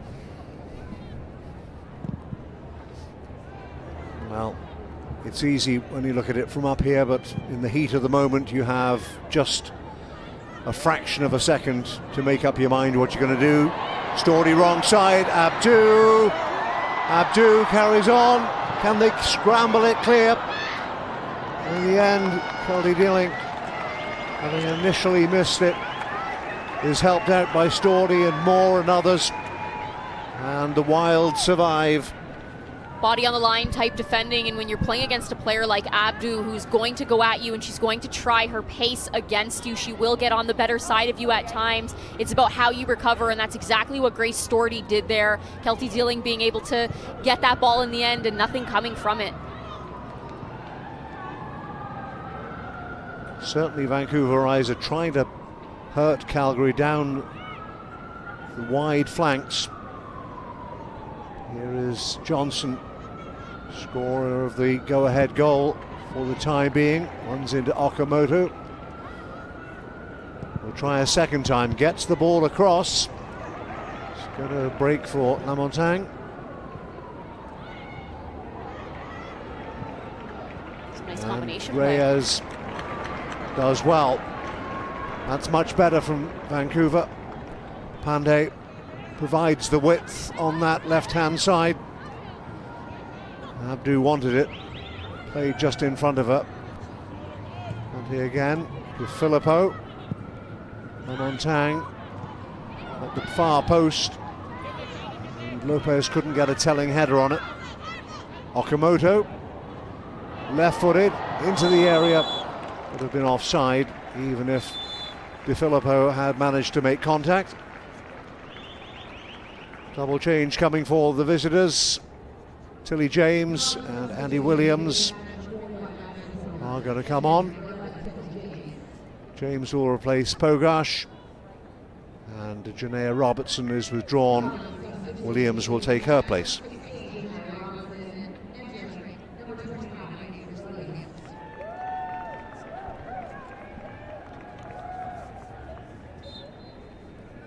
So Calgary still holds sway in Vancouver. Their only road win of the season was at Swangard by 3-2. Can they possibly do it again? Possibilities here. Tumeth was the wrong side of the attacker, but used her pace to get back and clear the danger. That's something that Coach Heinermuller mentioned to us, that they're looking to deal with, that service over the top and dealing with that first ball as well as that second ball. You see Tumeth recovering there. It's a real back and forth for the time being. You get the feeling it's a game that might well produce more goals, but I wouldn't like to hazard a guess at which end of the field they might come. And one of the things that the Wild really has to focus on, I've seen it a couple times in this matchup so far, but you have Lamontagne that's really trailing in her run, and she's taking that back post run, but she's coming in delayed. And so Pogarsh in the first half was... Pante has switched wings, comes over to the right-hand side. Poked away by Thurton, but only as far as Tumeth, and Lamontagne can start again for the Rise. Tilly James, first touch. It'll be out of play for a Vancouver throw on the far side.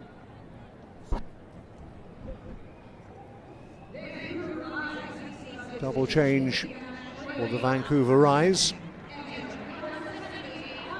Lamontagne and Pante are withdrawn. Surayeka, natural defender.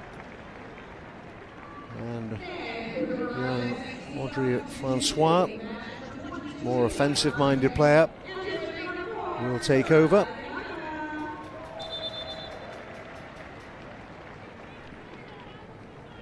An hour gone at Swangard Stadium.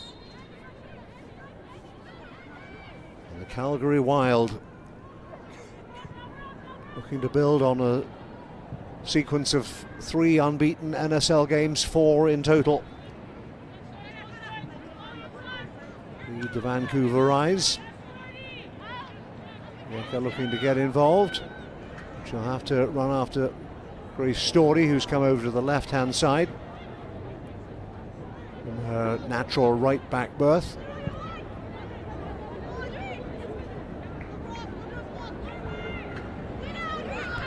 Francois also wants to get a touch of the football and does so, but it will be a corner on that far side. Despite the corner, that's a great defensive effort, and offensively Tilly James just continuing to drive forward and try it, attempts to get that ball in, wins that corner kick. So perhaps a real opportunity for the Calgary Wild to increase their lead at a pivotal moment in the match. Rise need to be organised defensively. Swung away from just about everybody. Rise defending. Wild a chance to recycle. Keep the move going. Tilly James. Storey. That's a clever ball. Up and into the penalty area. And shot came in. And more problems inside the Vancouver penalty area.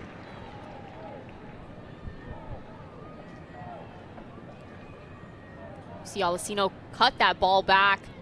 Thurton has been lively this matchup, as we mentioned in the first half, but she's where she needs to be, just gets a deflection off of her attempt on goal.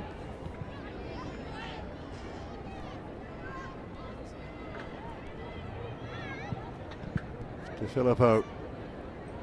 NSL Championship final is creeping closer and closer. November the 14th at TD Place in Ottawa. Question is, who will be there to contest it? But certainly worth saving the date. November the 14th is when it'll all be decided. Vancouver Rise, you'll recall, won it all in November 2025. A dramatic final against AFC Toronto.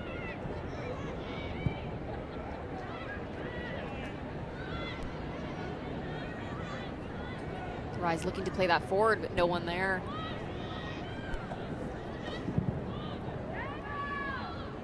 Switch of attack.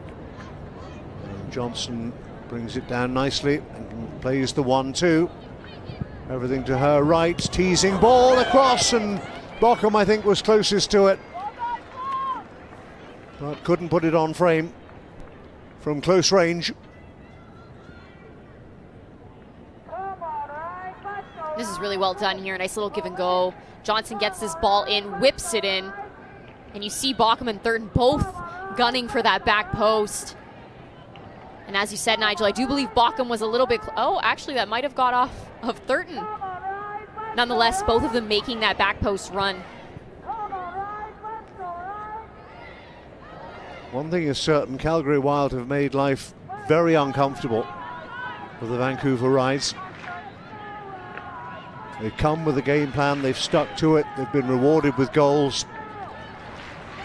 And now, with perhaps half an hour to play when you add on the stoppage time, the question for the Albertan team is, can they hold on to this winning position and extend their promising run?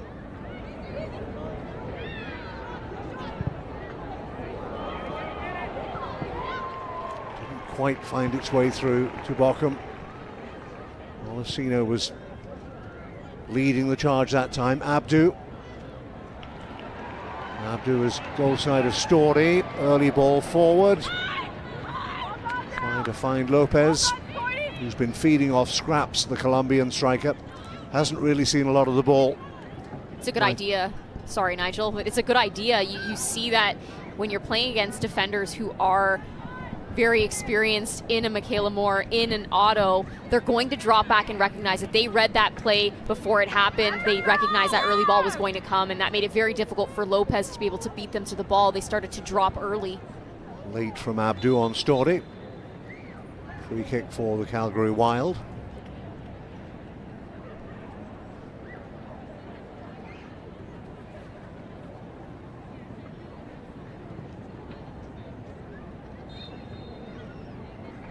Week 19 of the Northern Super League, presented by BMO, official bank of the NSL. Story with the free kick towards the edge of the penalty area. It'll come all the way back to Grace Story. Otto forward. Tussle for possession. De Filippo used her body strength and then ends up on the deck. Referee decides there was no foul, and De Filippo has stayed down. A couple of Vancouver players on the deck. De Filippo is one of them, and Callie Johnson, I think, shown a yellow card. I believe it might be Lopez that's down.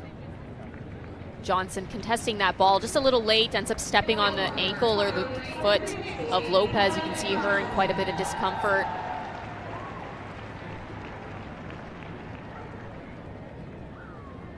Another look. Lopez. Yeah, it was late, wasn't it, from Johnson? Hence the yellow card. You see right away, she acknowledges it, or she puts her hands up. She realizes she was late. Just missing the ball completely. Lopez remains on the turf. De Filippo, you just saw a glancing moment, is back on her feet, and that is confirmation of the yellow card, the first of the game, shown to the Calgary goal scorer, Callie Johnson. 3/4 of the way through the contest. Let's go down pitch side and Sarita Patel. Yeah, thanks, Nigel. Today, the Vancouver Rise are celebrating their future star match, highlighting the growth of youth soccer in Canada, especially amongst girls around the country. Head coach Anja Heine-Muller yesterday said that the rest of the world is beginning to believe that the Northern Super League is becoming established, alluding to the fact that the Canadian players are opting to stay in Canada rather than traveling abroad to Europe to play professionally, which is amazing just in 2 years. Also, we can see that the NSL is already expanding with Winnipeg in works as we speak, but today they had their Academy Awards showcasing their young talent, giving them awards, showing them the path to the first team. Back to you. Thanks so much, Sarita. You know, Jess, it's a really interesting point that Sarita was talking about there in terms of what Anja Heine-Muller was talking about in terms of the perception of a young league, the Northern Super League, and the way it is being perceived in other parts of the world, particularly Europe. The return of a player like Alex Lamontagne to play in a native Canada, but the attraction and the fact that there is almost immediate credibility attached to the NSL. Come back to that thwart in a moment. Lopez, ball across the box. And I think it might have been Francois. I believe you're right. Again, just some late contact there as she attempts to go through and connect with that ball. We'll see it again here. Lopez gets this ball across. And then you see that contact just late as Francois is coming through to make contact with the ball. Michaela Moore there just lending a helping hand.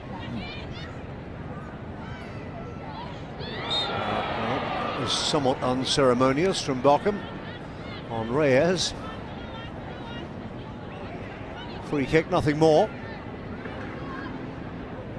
But to your point, Nigel, about the NSL and getting that worldwide recognition, I think that the fact that we've always had such a talented women's national team really speaks to it, because people know that there are talented players in Canada. Reyes, really important interception. Reyes saw the frame and immediate shot. Massive from Otto to be able to come in there and anticipate that and block it and be able to get it out the other way. Nothing coming from it. Tumeth trying to cushion the ball forward, and for Lopez, continues her run, and credit to her to keep the move going. Was it? Oof. Trying to thread the needle.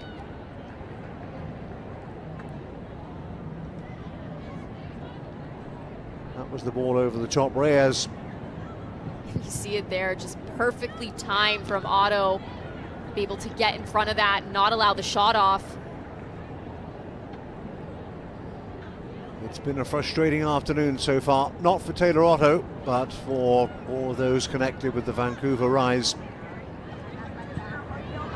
But still plenty of time. Tumeth head up, changes the angle. Looking for Francois on that left-hand side, finds her, up against James. To turn her around.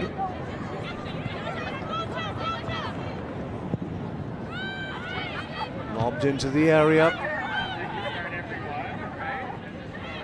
Vancouver are having to work really hard to create opportunities against a pretty well organised Calgary team. More attempts on goal in this second half from Vancouver. Now a mix-up, and Moore needs to scramble it away. And Lopez might get an opportunity. And Moore has gone down and stayed down. Referee will stop it. But that was almost a very unfortunate series of events. It's multiple times now we've seen body on the line defending from the Wild, and you see Lopez get this ball in. It's perfectly curled. Abdu, fierce as always, brave, is going and challenging that, but ends up making contact with Moore. Moore making sure that nothing's coming from it, putting her body on the line, making sure to clear that ball. Got to do what you got to do. And if you are better and more effective and calm under pressure than Michaela Moore. But there was clearly some miscommunication between the Kiwi international and Kelty Dilling, which almost had calamitous consequences. Tumeth. Early ball from De Filippo. Suriyeka towards the back post. Francois was trying to get there, and about will keep the move going. Maybe this is the moment. Again, more resolute defending at the back from the Calgary Wild. Bochum knows the importance of just holding on to possession and draws the foul as well. And there is going to be another yellow card.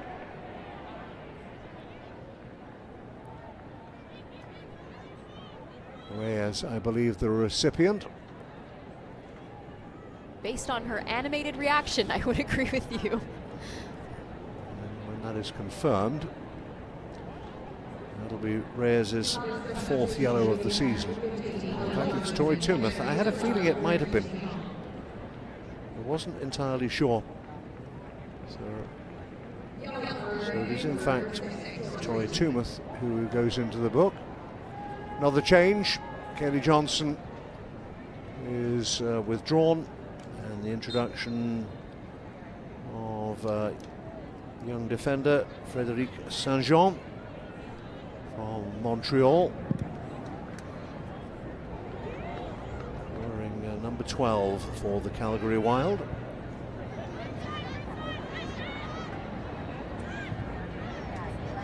First touch for the substitute, Saint-Jean. Story battling towards the penalty area. But he doesn't have to worry about doing too much more defending now. Saint-Jean's on the field. That's a great defensive effort from Lopez, gets all the way back. Double teams there with Yeka. Working hard, hasn't had many opportunities in front of goal. But all for one, as they say. Abdu taking a little chance that the ball would bounce in her favour. It just about did. Really strong from Abdu with really nowhere to go. Made sure she held on to possession.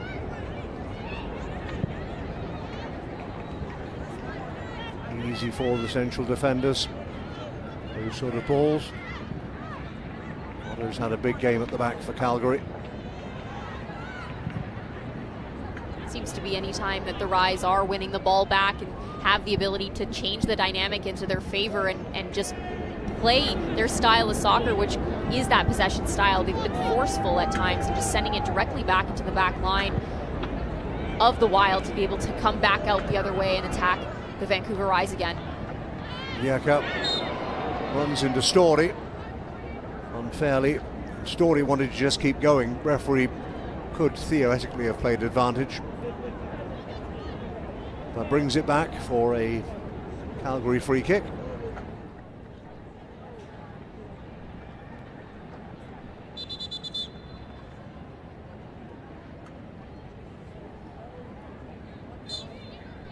Saint-Jean will take it.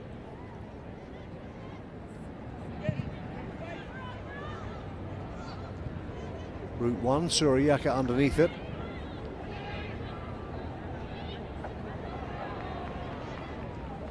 Boughton. Continued her forward run, Boughton. Referee's whistle has gone again. This time it will be a free kick for Vancouver Rise.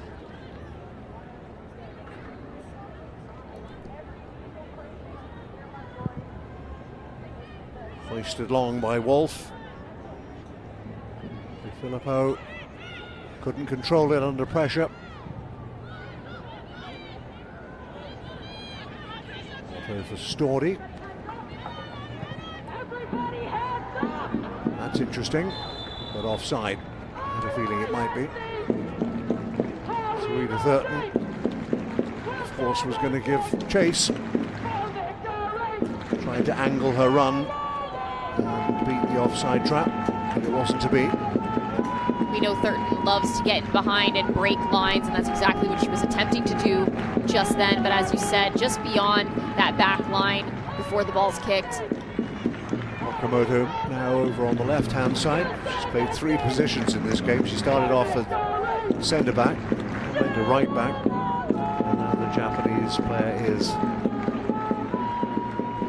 on that left-hand touchline.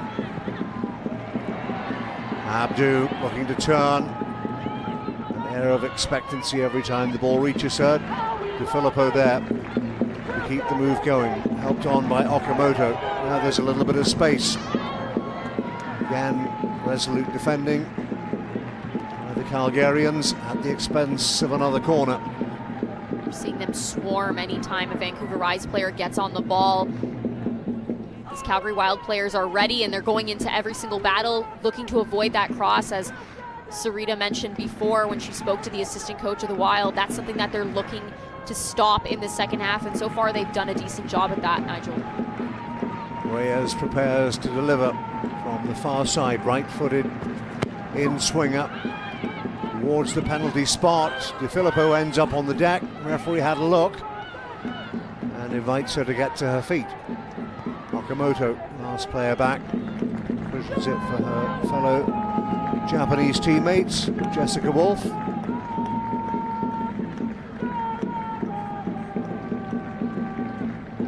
Tumeth takes over, now wearing the armband. Francois trying to find a way around the stubborn Stordy.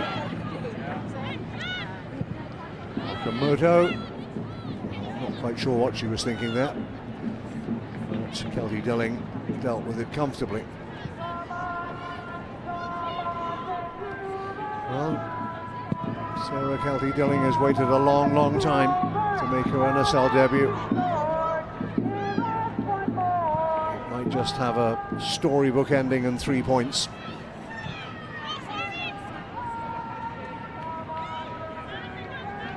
Francois again, teasing Stordy.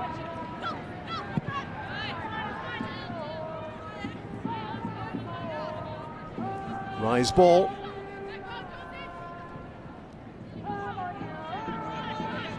As we drift into the final 10 minutes. Swan Yard Stadium. Swap. Trying to help it forward. De Filippo back to goal. Intelligent ball for Bout. Can she find the right service? Abdu couldn't quite get there. Lopez trying to recycle. Abdu tried to bring it down, and then first time shot is high and wide from De Filippo. They're getting closer. There are nerves at the back for Calgary. That's what happens when you have De Filippo as well as Abdu out there to cause problems. This initial ball in from Bout, it goes across. You see multiple Vancouver players attempting to get something off, and De Filippo getting that final shot, but doesn't quite strike through it, gets underneath it and lifts it over top of the bar. Dockham is flagged for offside.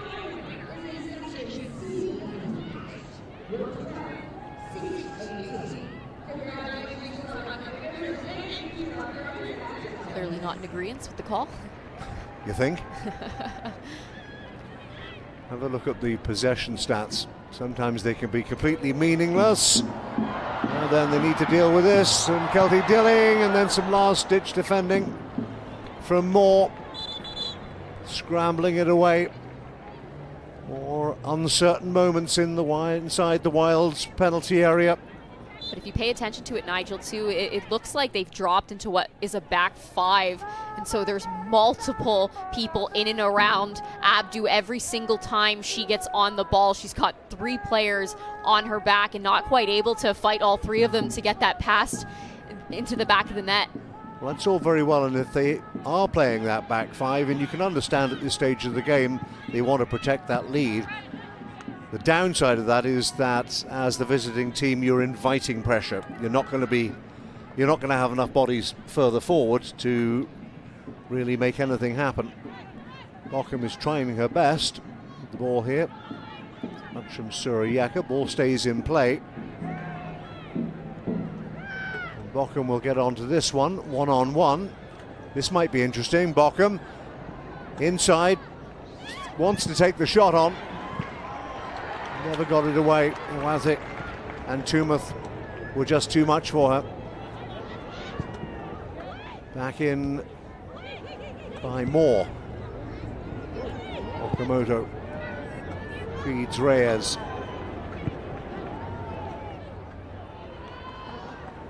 Francois.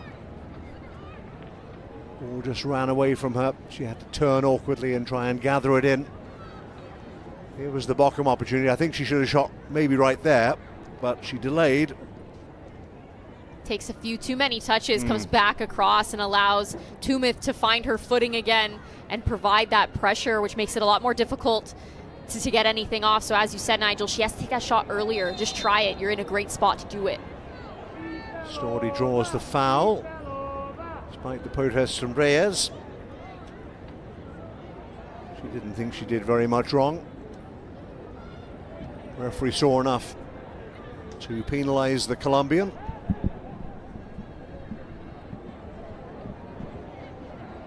So Story with the free kick.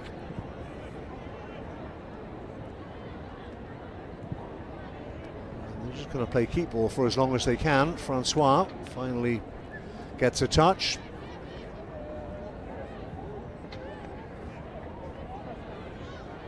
And the clock continues to tick down. Worryingly for the Vancouver Rise, De Filippo trying to pressure. We're seeing the Wild build with that 3 in the back, coming forward, looking to continue to get players like Storty involved and get them up. No offside this time, Bochum, and there may be an opportunity here.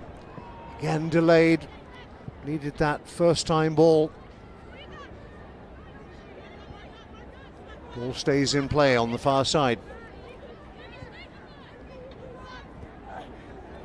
James, can she get the cross in? Does so, only as far as Francois. And belted clear. Well, that was late, and De Filippo felt the force.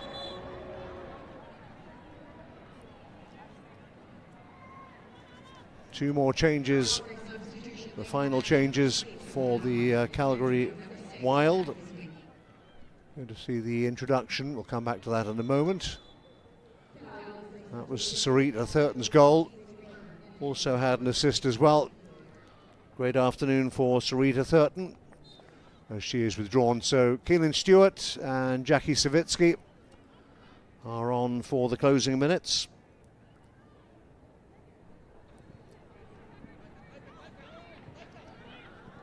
Keelan Stewart's twin sister Tegan not available today. Congratulations to her, having been called up to the Canada U20 squad for the forthcoming FIFA U20 World Cup in Poland. And Savitsky, I see, has been called up again by the Philippines, I believe, for the forthcoming Asian Cup. So travels abroad are beckoning.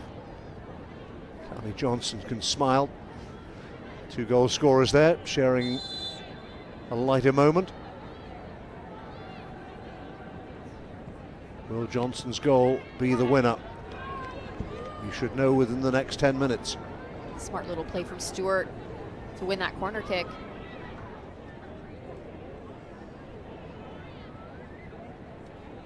Which Olisino is in no great hurry to take. And why would she be?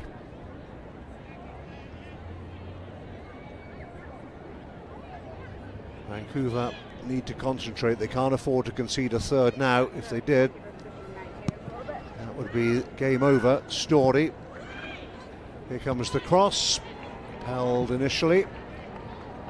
About trying to help it on. But not enough bodies forward for Vancouver. Kelty Dilling.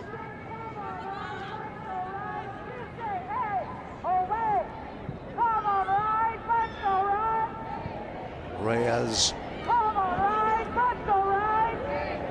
This is where the Rise really need to push forward. And again, you're seeing that compact shape, very difficult to break down. They're tight between their lines. Meant for Abdu. Tired legs from Latif Abdu. Yeka will take up responsibility, and Reyes still full of running. It makes its way back to Abdu, who's offside.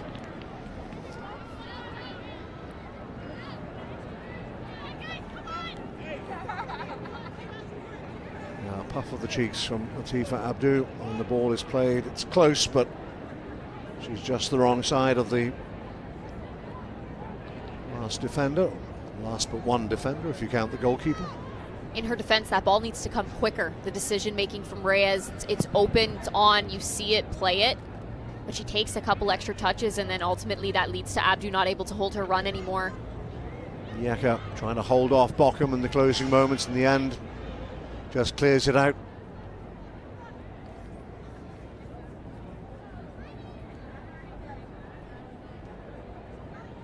Bochum may not score today. We referenced the fact that she got 3 in her last 3 games, but she's done a pretty good job just holding the ball up and keeping it away from the danger zone. Well, her positioning is something that's become so much better as the season has progressed, and her recognizing what sort of spaces to operate in to really threaten the back line of the opponent, and that's what she's doing. Nigel, as you said, if she's needed in front of the net to be able to challenge across, she's there. If she's playing in between those lines, if she's holding up that player, if she's running in behind, she's a player that can do it all. And sometimes the goals are not going to be in every matchup, but she's definitely contributed today. Abdu, talking of goal scorers, manages to find an outlet, but it runs away from Okamoto. And we are in the final minute of the 90. Just a matter of how much time our fourth official, Kelsey Carruthers, will add in a moment or two. Ockham again trying to waste some time in an advanced position, and that's just fine as far as Calgary are concerned. Hasn't been a starring performance, but it's been an effective one.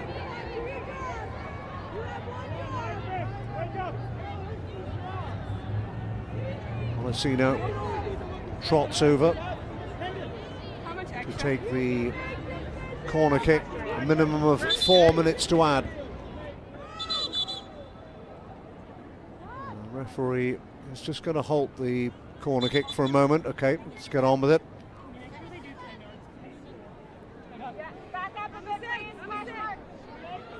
Molisino and Dockham might just play keep ball down by the flag. Reyes and Okamoto trying to dispossess it. Got themselves a throw, but it's a long way up the field. The Filippo back, trying to start them off. Okamoto, willing recipient. Is there time for the Vancouver Rise to shine in stoppage time? Wolf for Iwazic. Tumouth is to her right. Here's the Australian. One for Abdu to chase. There could be danger here. Abdu wins the corner. And in the space of what, 10-15 seconds, they got it from one end of the field to another.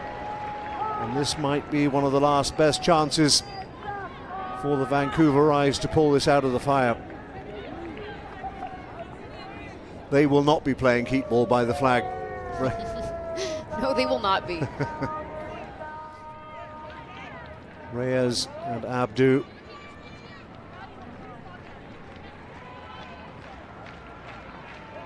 How will they play it? Reyes flat delivery towards the penalty spot. Michaela Moore, firm header away. Abdu wants to keep it going. They might be able to. Bout cuts inside one, trying to get to the penalty area. Savitsky does well. Just gain a few more yards, take a few more seconds off the clock. There's an Abdu again. Again towards the top of the box. With Filippo trying to turn. Swarming defense by Calgary. Bockham helps it on. And it's 2-on-2. There's no offside. And this might be the defining moment. It really should have been. It might still be. Goodness me. And in the end, over the top by Tori Tumouth. Goodness me. I mean, talk about a great recovery. You have Stewart driving forward and gets distracted by the fact that Tumouth is there, a bit intimidated, tries to go backwards and completely kills her momentum heading forward. Nothing coming of that. Can she strike it earlier? All playing Bockham, do one or the other in the end. Yeah, Tumouth. a little 2v1 against the keeper. Or volleys it out of play. And we'll scamper back to the central defensive position. Is there time for the Rise? This has got to be the last chance. De Filippo. Just De Filippo with 30 seconds to go. Ties it up at Swangard Stadium. Double figures for the season for De Filippo. It's 2-2. Who else other than Jess De Filippo? That's exactly why she was put on the field. She's a player that can come up in those big moments, and this is a fantastic delivery in. You see her stay on side. You see Grace Storty attempting to say that was offside, but Grace Storty being the one that actually keeps her on side. And Rhea's beautiful delivery in. And DiFilippo, we know her aerial play is another level, and she is showing it at the perfect time, Nigel. Free header. Clinically executed. It's the final action. Referee has blown for full time. There wasn't even time to restart. And Jessica DiFilippo can smile now. Cruel on Calgary, who defended stoutly for long periods in the second half and almost escaped with a second win at Swangard Stadium. Carly Johnson had put them ahead, but DiFilippo, in the nick of time, with the last move of the game, found herself with time and space and the goal gaping, and she made no mistake. And Stewart is definitely going to be kicking herself after that reaction, after missing a breakaway at 2v1. But Jess DiFilippo, I mean, my goodness, she is somebody that finds the back of the net every single time you put her in an opportunity to do so. And that's exactly what she did, is able to walk away with the point. Something to be proud of from her. But that's what it's all about, Nigel, fighting to that final moment, even if it wasn't the prettiest of performances. 10 goals for the season for Jess DiFilippo. Rescues a point for the champions against the Calgary Wild, who had goals from Johnson and Thurton. Quinn a penalty kick for Vancouver. It ends a point apiece, 2-2. This Northern Super League match is brought to you by Toyota, proud founding partner of the NSL. And Canadian Tire, proud founding partner of the NSL.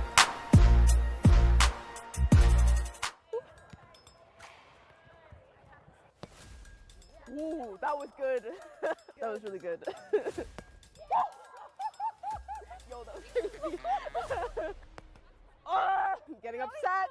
No, I'm gassed. Great game, great game. Woo! Woo! I feel like they're cheating. How did she get up there that fast? Christy put the cone on top. Where are you going? I'm sick of this game. We can beat them! All right, we need a win now. That was just a joke. Yep. Relax, relax, relax. Let's play composed. Stay with it, stay with it.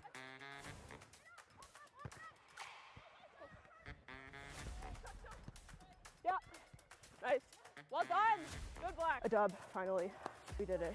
W. Good T. Stay with it, T. Yeah, stop. Nice, man. Yeah. Yes. Black. Oh, a win feels good. Yeah, quick.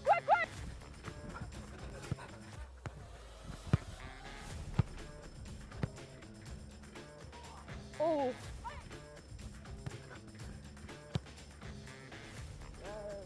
two, three. Wow. Time to go to bed. He's watching. We got eyes all the time.